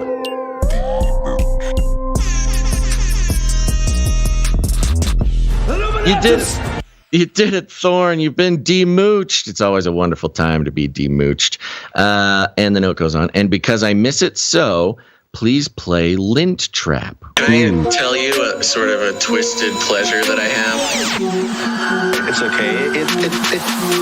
No. Clearing out that lint trap. Clearing out that lint trap. Clearing out that lint trap. Clearing out that lint. Clearing out that lint trap. Clearing out that lint trap. Clearing out that lint trap. It takes time. A lint catcher. I love it, man. Hey, you gotta. All right, we'll play. Okay, we'll play the too. rest at the end of the show there for you. But thank you very much, Producer Thorne. Thank you, Thorne. Okay, I'm going to replace my frozen. What are we doing? I'm replacing my frozen sweet potato fries with a bag of frozen rice. Oh, If okay. anybody's wondering what's keeping me cool now. All right. Thank you. I'm so grateful for you both and the Canary verse keeping me sane one cage rattle at a time. Thorne. Thank you very much, Producer Thorne. Of all the people I could be podcasting with, I'm doing it What? with a man who is cooling himself with frozen food. Frozen foods. Yeah. But strangely, I am relating to You know, it in some you wouldn't- weird practical way. You wouldn't want it any other way. I would do the exact Gonzo. same thing if this AC unit was not working. Yeah. Okay, next Thank you, up, Thorne. thank you, Thorne. We've got producer Spears Desert is back. Desert. Good to see Spears you. Desert's in the house, and Spears Desert is producing the show for 3333. Thank you, Spears Desert. Thank you, Spears Desert. I did not see a note from Spears Desert, but it's always nice to see their name on the list. Thank you very much. I don't know. Is Spears Desert a man or a woman? I actually don't remember. Well, I don't either. I thought we'll it was find a man, out. but could be wrong. That's what I thought too, but you never know. Okay, we have another producer Anonymous, coming in with 1111. Thank you, Anonymous. After Anonymous, we have producer Isaac G coming in with pocket full of sevens and fees. Thank you very much. And a note that says 1 John 2:19 through 21. Stay blessed. Thank you, Isaac. Thank you, Isaac. Appreciate it. I was just talking to Isaac on the phone today. Ooh, about exclusive. I don't talk to many people on the phone. Yeah. And yes, Isaac G is our producer who is You don't even talk to me nailing on it. the phone. We don't talk on the phone. Is nailing it with the supply drop. We are working on the next supply drop together. So if anybody wants to, like, if you have a business or a podcast or something and you're looking to institute something like the supply drop, Isaac G, total beast when it comes to making these logistics happen. We're a huge fan. Next up, we've got producer Morph. Yeah, and Morph is on a streak, 115 episodes in a row, I think. Hold on, he's not there yet, is That's he? not that. No, he's not. I don't know. There you go. Whoa, what happened? What happened to my buttons? Oh, no. Oh, no. No. Oh, no. Quicker. Oh, yeah! Thank you so much. Yeah, 115. Thank you, Morph. Thank you, Morph. Next up, we've got Sir JC Night of the Techno Squatch, 127 episodes in a row. Yeah, okay. Yeah. Quicker. Oh, yeah! Thank you so much. And surely Sir JC sent a note, and I'll tell you exactly what that note Did he says. come in at 1001? 1001 as always. 1001. Amen. Amen. And the note says, Happy Monday, guys. Sorry this is late. Hope you both had a restful weekend. Thank you very much, Thank Sir you very JC. much, Sir JC. Did not have a restful weekend, but it's the thought that counts. Next up, we got producer bot LX Protocol V2 on a 55 episode streak. Oh, that's a pretty good streak. Yeah. The protocol has continued. The protocol continues. Thank you, LX Protocol V2. Pocket full of sevens and a note. Gary, what day is it? Thank you and have a blessed day. What day is it? Monday. Monday. Thank you. Monday. That's right. That concludes our list of financial producers in this break. These are the ones who came in the amount of $7.77 or more, which entitles them to have a note read on the show. But there's still some producers who came in under that. We'll be thanking them, get this, in a different break. Whoa. What? More money. Thank you for your patronage. Thank you for your patronage. Thank you. Thank you. Thank you for your patronage. Yes, it's wake-up time. Hey, yo, wake up. Okay. Oh, what are we doing? I had a good story in regards to lint trap, but maybe I should save it. Yeah, save it. I think a mouse died in my dryer, and I took my dryer apart, and That's I not forgot lint how trap. to put it. That's death trap. I forgot how to put it back together. I took it apart and I vacuumed everything. Didn't find a mouse. It smells bad, but there's a lot of lint in those dryers. Not even just in the trap. There's just loose lint everywhere. Those things are little ticking time bombs. And now I just have, instead of one working dryer, I have about 1,000 pieces of a dryer that I will be spending the next few weeks putting back together. Try YouTube. I hear they have lots of tutorials on how to piece together explosive. You hear that, huh? I'll check it out. Things. We need a great reset. That's what you need, buddy. You need a great reset. I love the Great That's Reset. true. I love the great reset. I'm glad you got that ISO. Yeah, this is Ian Collins, an anchor at the UK, some UK news outlet. Well, I got a little bit more about him after the clip. Harbottle says the Great Reset penny will drop for Ian Collins very soon. I've been studying this stuff for about 2 decades, so I might be wrong. That doesn't make me a leading expert, but I've probably disproportionately read more than maybe is healthy for the average person to read. I hear you, brother. I'm all about the Great Reset, frankly. I love the Great Reset. I think it's like there could be nothing more settling for life than to have a flipping reset on the nonsense we've had for the last decade. If you don't think we need a reset, then, well, you're welcome to that view. The kind of reset, it's just a phrase, the Great Reset, it's just a phrase, okay? That we had a Great Reset when the internet first came along. You kind of have these resets in a world every now and again. Slamming the table, man, it's getting animated. You'll own nothing and you'll be happy. It's just a phrase, Just a okay? phrase. These are just words. Yeah, words there's no can't books hurt written you. by leaders of world institutions. Name that I at know. all. Isn't that the funny one, huh? It's just a phrase. He's been reading about it for 2 decades, but it's just a phrase. Like the rest it's of not, us. What happened? I know. It's not like a masterfully orchestrated world dominating lizard person master plan. No, it's just a phrase that I love it. Give me a list of advertisers that work with Ian Collins over there on the talk radio in the UK. Oh my gosh, I just took off a button off my keyboard. Your new keyboard? Yeah, it's already breaking. Buttons are flying off, huh? Yeah. But it's just kind of a fun little thing there. I love and look, I think he has a point when it comes to we need world's messed up. But the people that are saying we need a great reset are not the people you want to be lining up behind to do this reset. And it's a total bull hockey that he says that he's been studying it for two decades. Oh, I've read way. Get off that high horse, man. Well, the point being, he says, who doesn't think we need a reset over the past decade? Right. Bro, this is not a reset from the past decade. This is a reset from the post-World War II global order. Right. It's just even more so. Right. I mean, he just doesn't know anything about it. I guess not. I don't know. And there was a point. That is, to his defense, that is the only way that you would love the Great Reset, is if you really didn't know much about it. Yeah.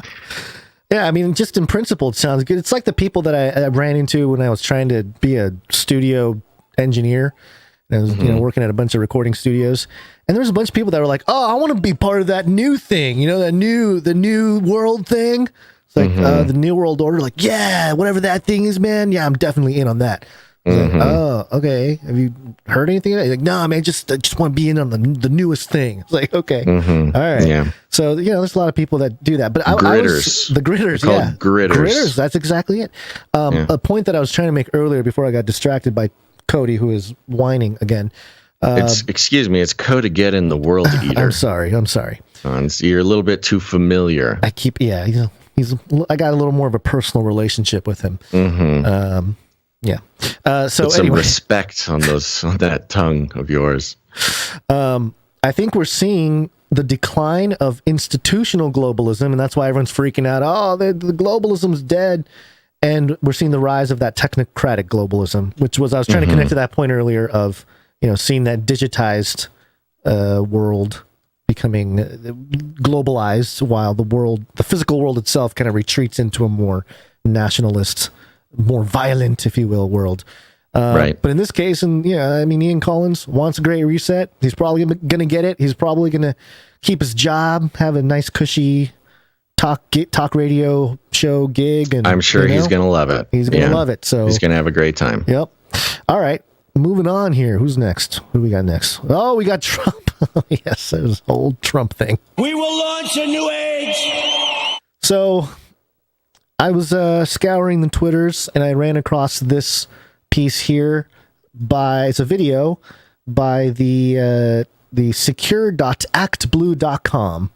And so I want to do a little compare and contrast. This is obviously Democrat propaganda.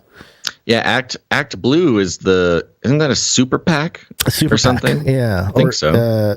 Yes, some sort I think of it's called super PAC, yeah. Some sort of mechanism. Yes, fundraising it's a fundraising mechanism, political fundraising mechanism, and they put together this piece here, this video, which I will play for you, and I'll describe what's happening when there's not dialogue. Saudi Arabia cannot be trusted. And then images of the two towers being hit, 9/11, that thing that happened. Just the trauma again. Saudi Arabia provided Al-Qaeda with support, financing, and resources that were critical to the success of the September 11th attacks. The Saudi government using school books that teach Arab children to hate Jews and to hate Christians. Intelligence agencies have confirmed Saudi Arabia's crown prince personally ordered the killing of journalist Jamal Khashoggi. Maybe he did, maybe he didn't.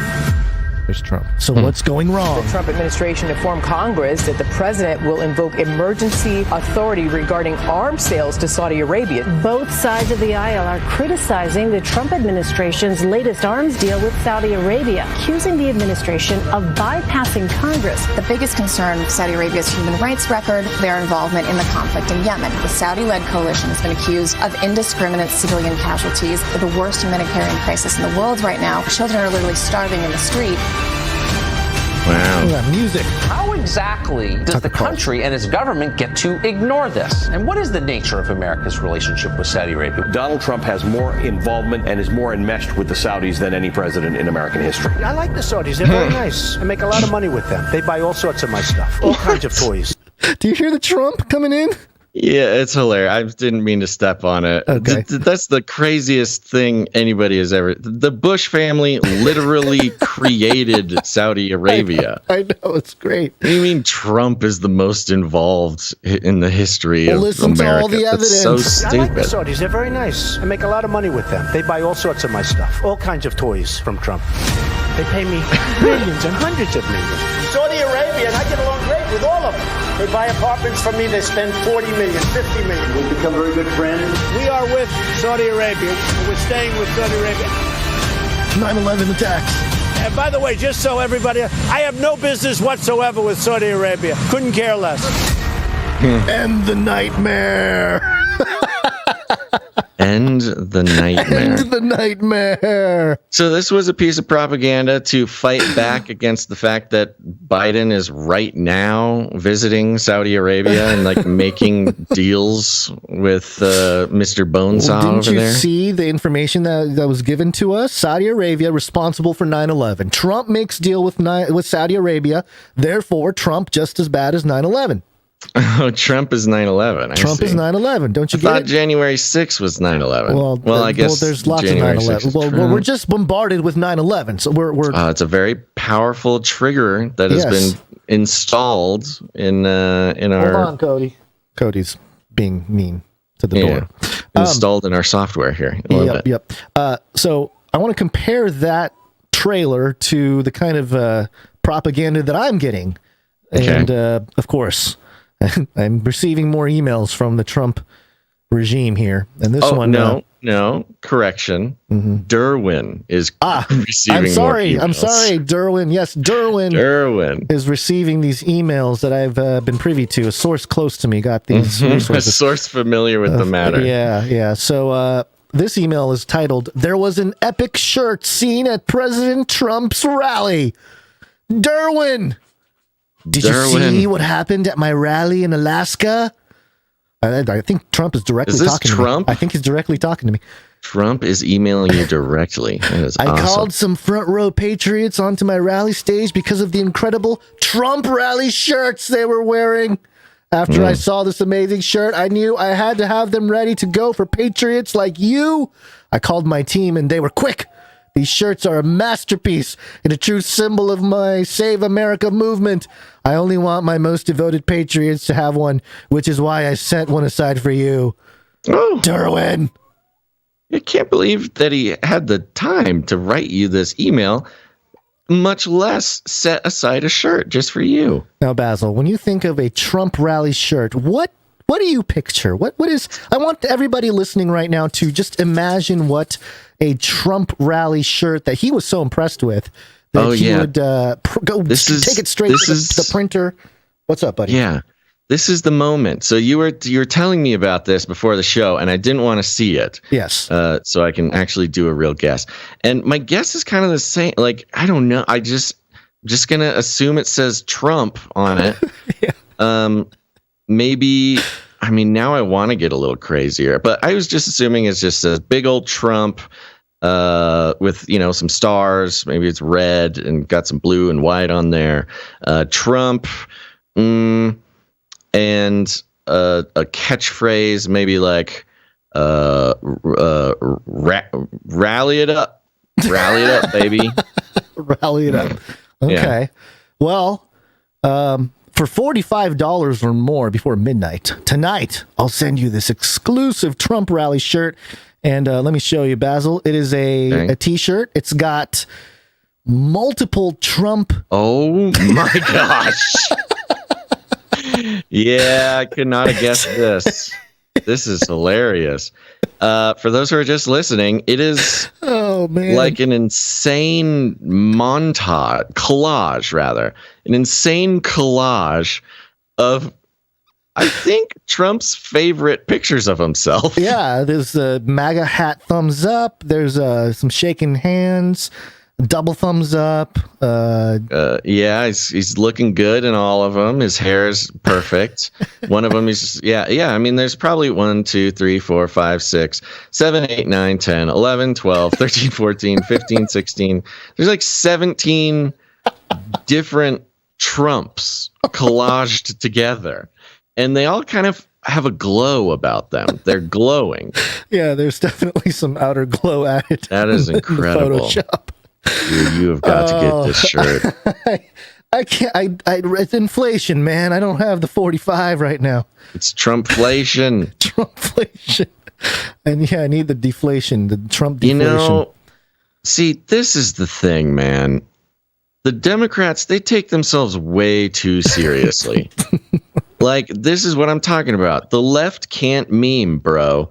You have Trump just has a shirt with 20 versions of himself glowing on a just in sort of a cosmic starry sky of Trumps.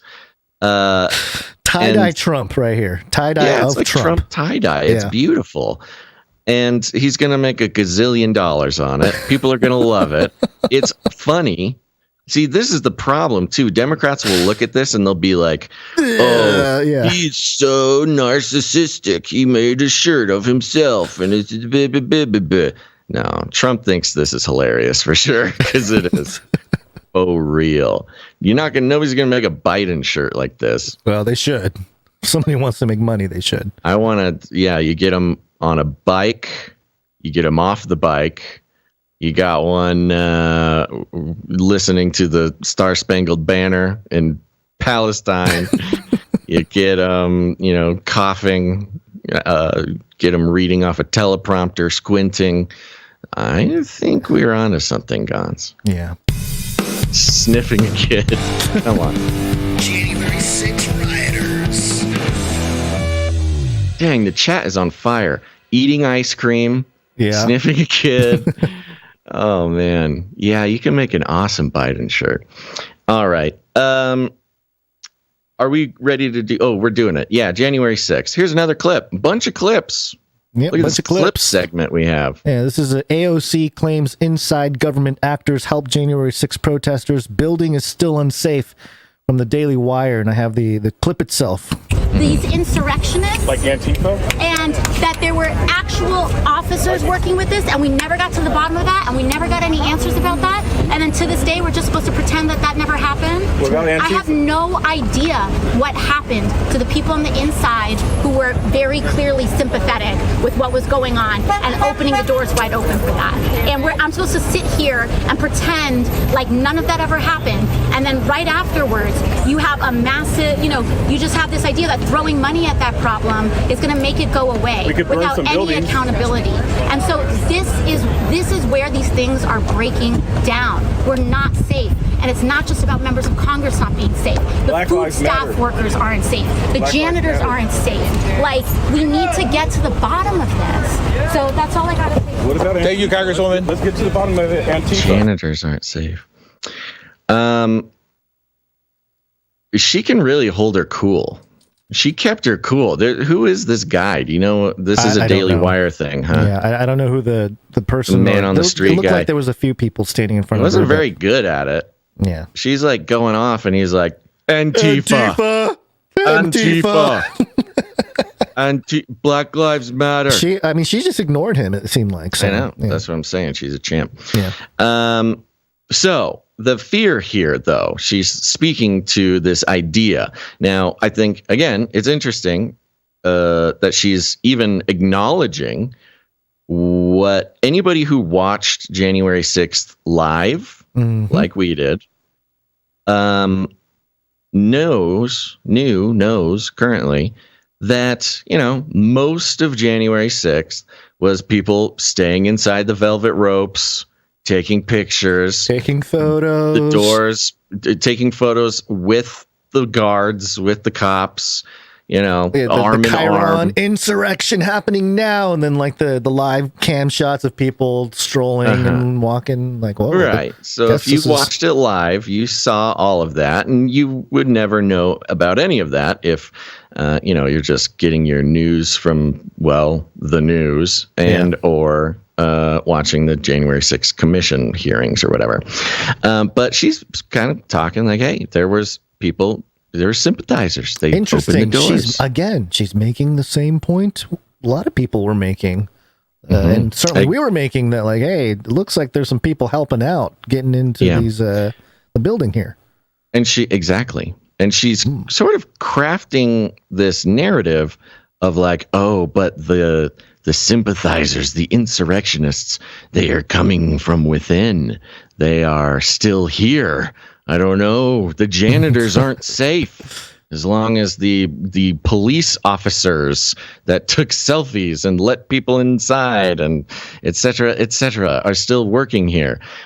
So kind of creating this dire, dangerous, everyday situation. Like every day I go into this building and I know around any corner is some sort of insurrectionist, and of course we know she wasn't even in that building when it happened, but okay. Now I thought this was interesting. We didn't really know what to do with this. We like playing clips of AOC, and this is of course her admitting what we've known about January 6th for a long time is interesting, and her, creating some sort of fiction that she has to like tuck and roll every time she passes a doorway in the Capitol building for fear of being insurrected. Yeah. But I found something that's very interesting, and it has to do with Ukraine. Before you do that, though, let me just, I guess, speculate would be what I'm doing, but okay. It seems like we saw the Secret Service, being questioned about like, hey, I think they were in on the whole thing. And we started seeing that narrative pop up. And I feel like this is taking the exact same thing we saw, and we know it kind of got out of hand later on, but that was like after letting people in basically first, right?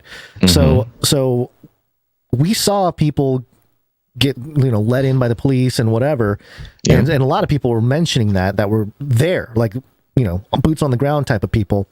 And AOC's taking that narrative, and I think what she's doing is this is like a precursor to, hey, we have people that are treasonous to our government, which is the exact same thing that was going on with the whole when Trump came in, right? Oh, there's treasonous Democrats still in government, still in power, doing stuff. The swamp, right? It's the same thing. It's just the opposite. So yeah.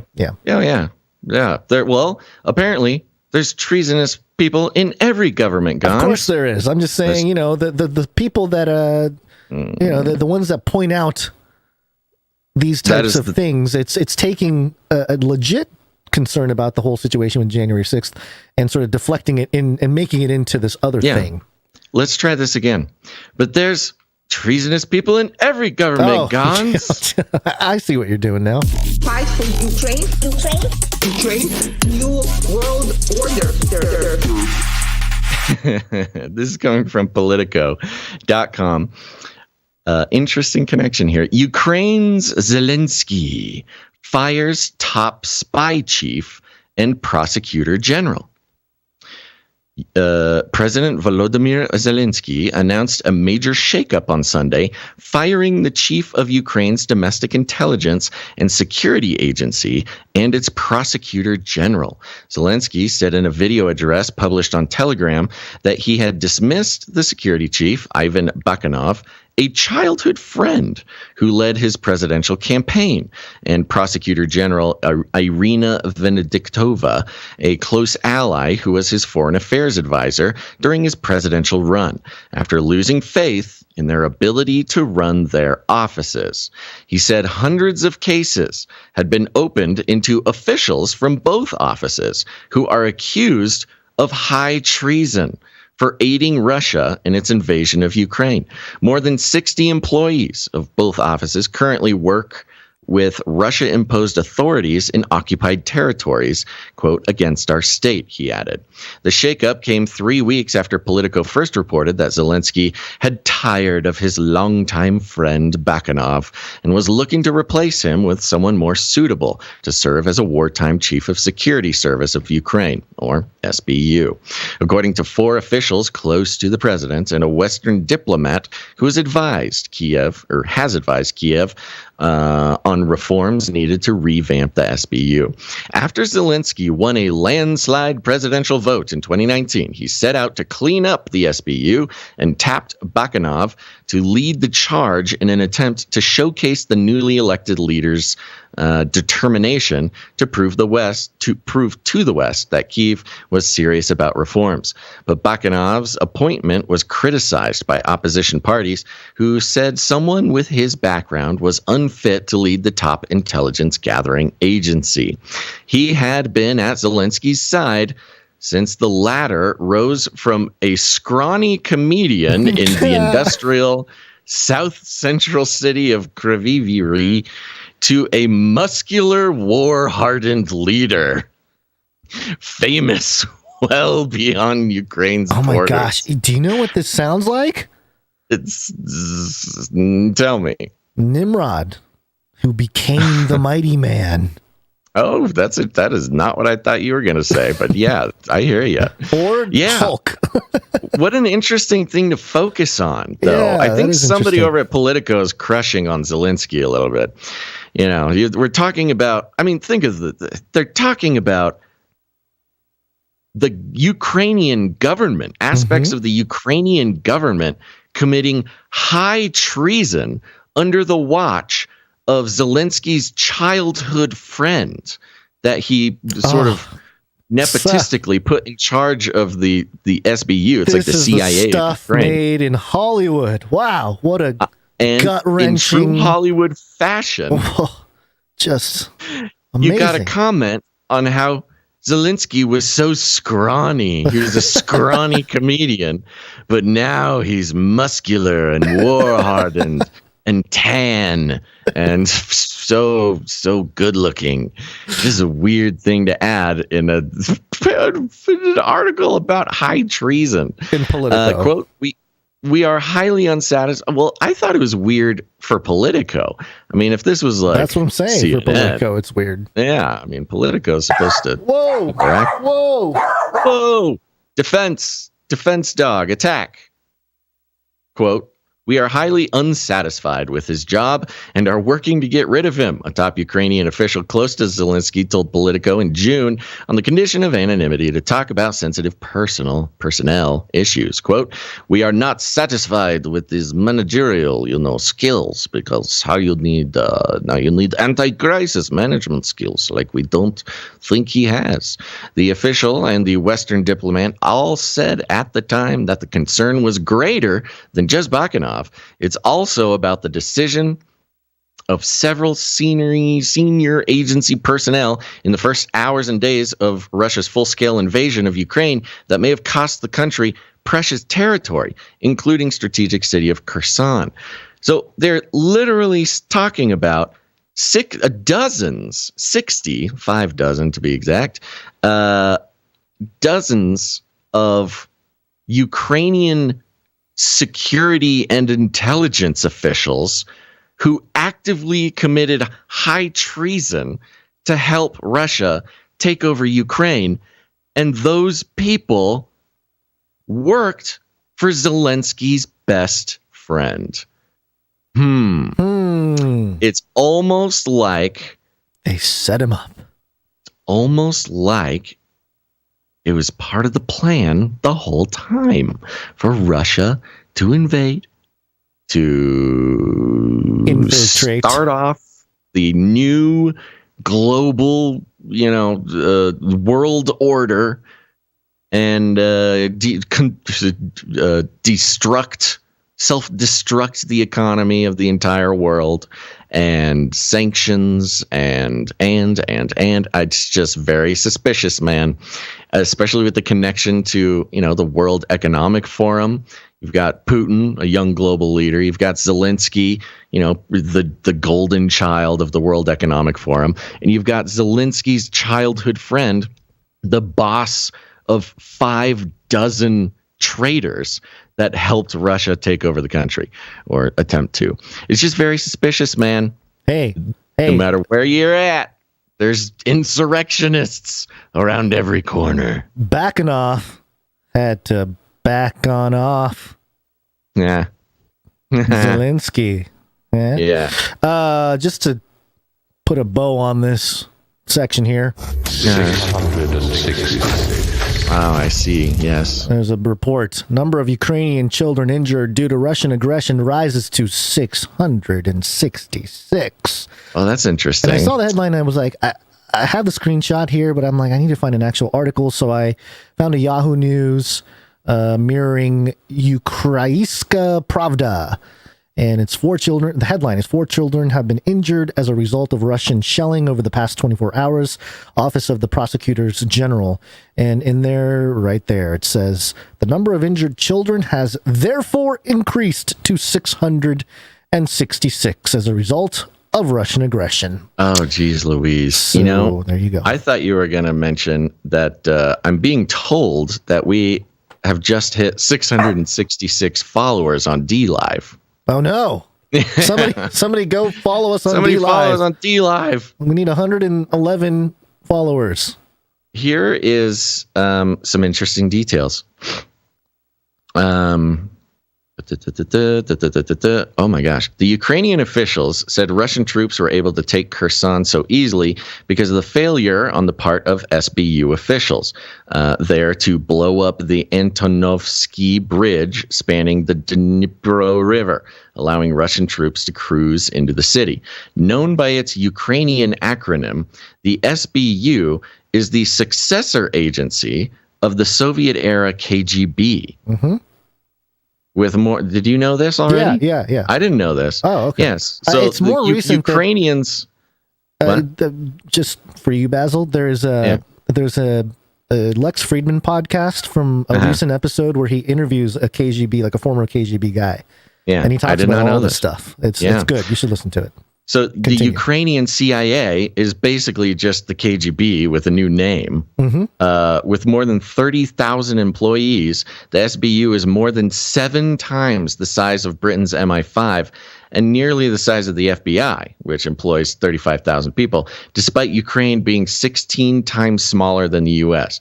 So they have the intelligence agency the size of the FBI. Nation.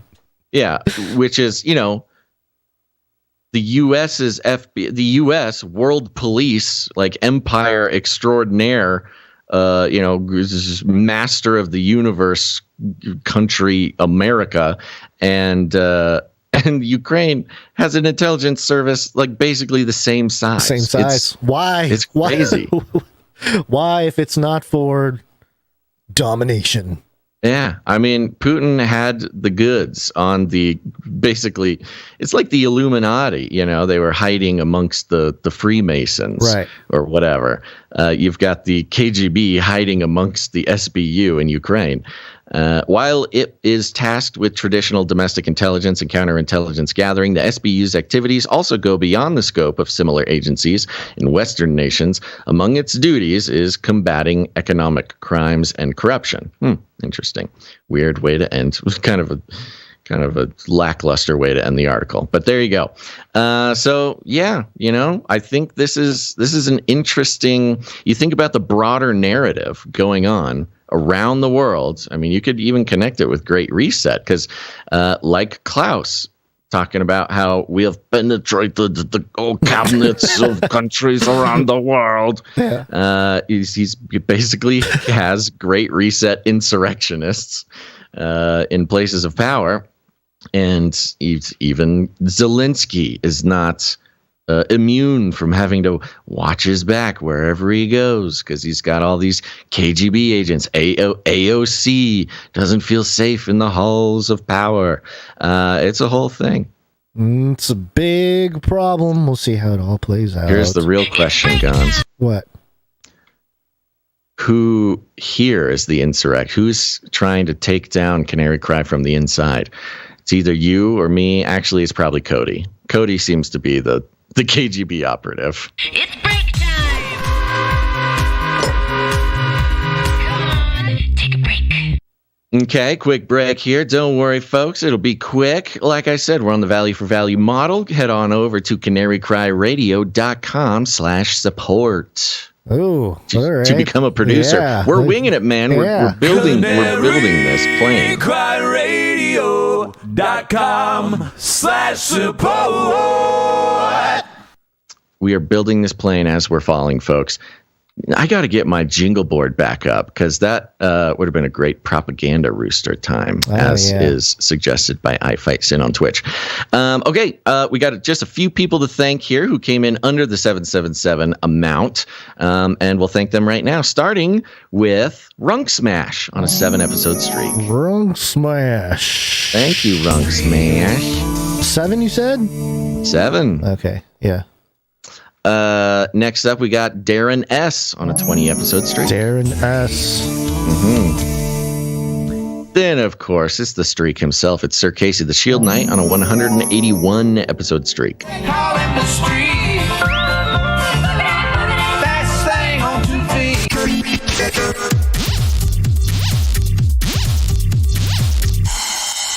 So have we decided on the next streak for Sir Casey? I have a suggestion. Go ahead with your suggestion. I thought it was 188. 200. I think 200. 200. Because it's done. It's 33 after 177. Ah, perfect. Is it? Yeah. Is it? Are you sure? I think it's 210. No, it's 23. It's 23. Yeah. It got me, man. Yeah, the old number tricks got me. Yeah, it's okay. It's gotten me before too. Okay. On air. So I don't know what you to want to do 210 then? We should do 201. 201. Like event 201. Oh, there you go. Perfect. Yep. 201. There we go. We got it. 201. Sir Casey. 20 more and you're there, buddy. when you get to 201 episode streak, it's event 201. It writes itself, folks. I know, it's great. So jingle masters, get on with it. I saw somebody asking what jingles we need earlier today in the chat. So it's probably Alaska 49. Been very very attentive to our needs. Thank you, Alaska. Next up, we have Sir Scott, Night of Truth, 107. Thank you, Sir Scott. 170. Thank you very much, Sir Scott. Next up, we got the Streak Sisters, Gail M, on a 146 episode streak. Women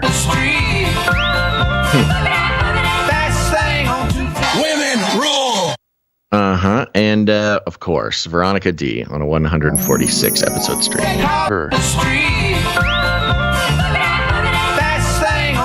Women rule. Thank you to all. That's right. And it's time for some voicemails. Yeah. Oh, this is all kind of janky over here. Yeah. Please leave a message after the tone.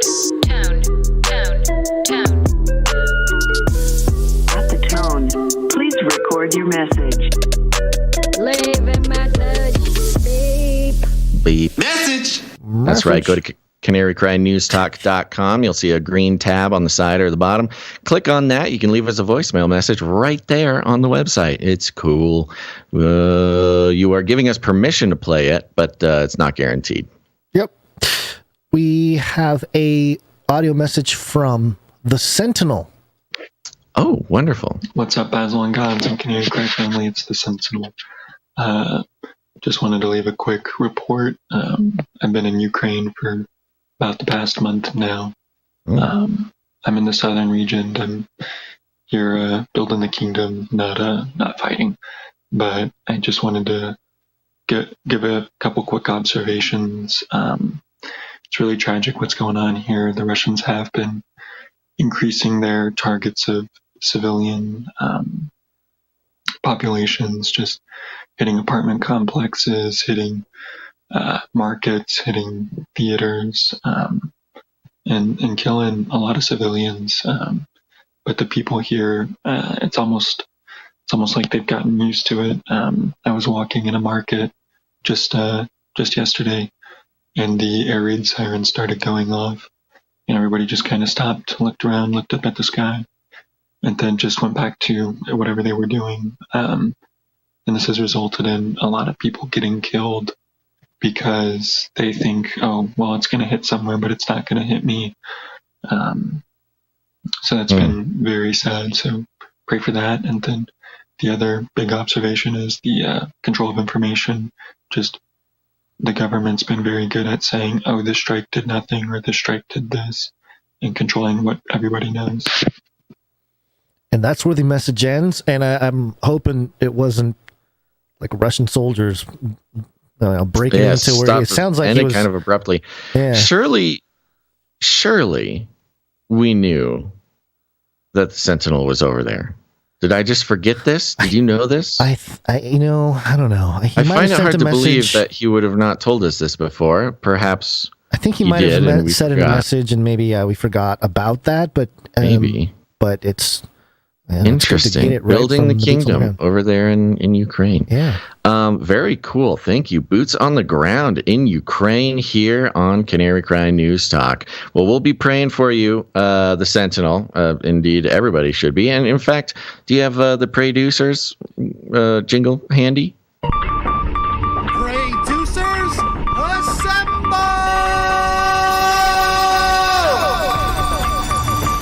That's right. Producers around the world. People who pray for the show, pray for the producers, just pray, man.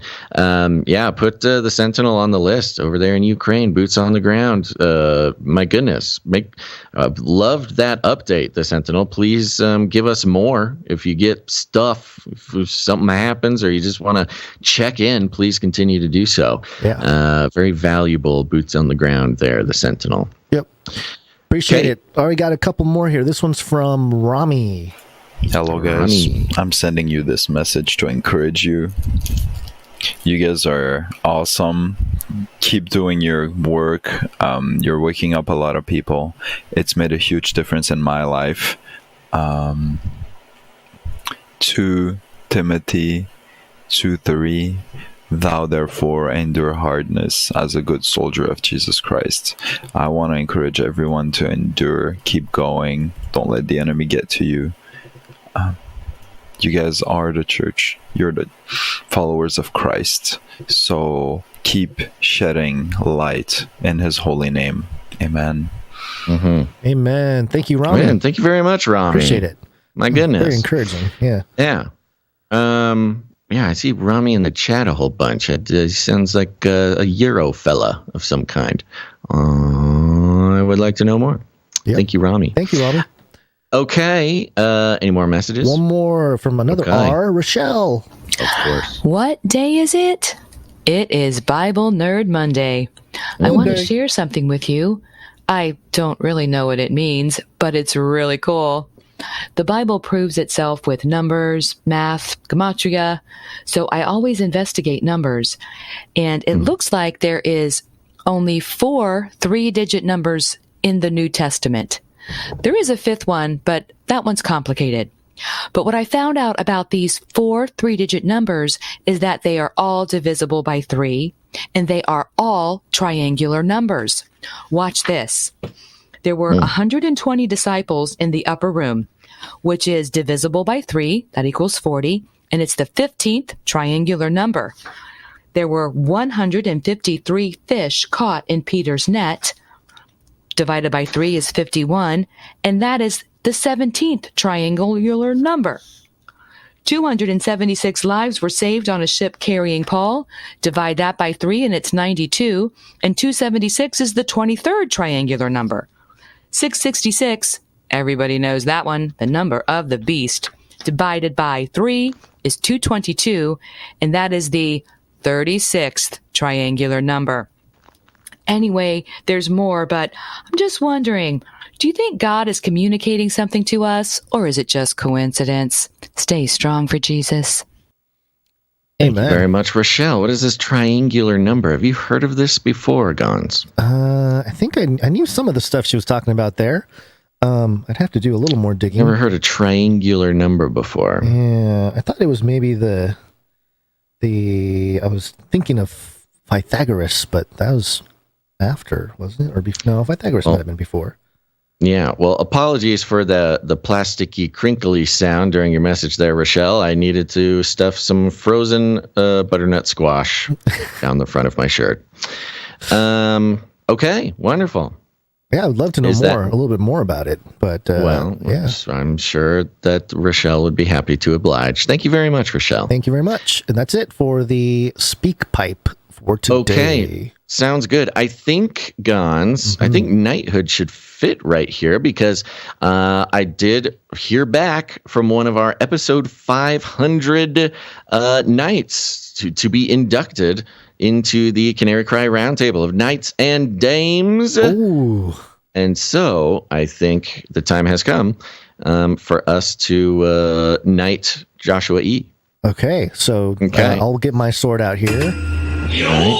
There you go. Oh, my katana. Very serious. Okay, here, I'll get mine. Oh, where was it? It's been a while. There it is. It's my little one.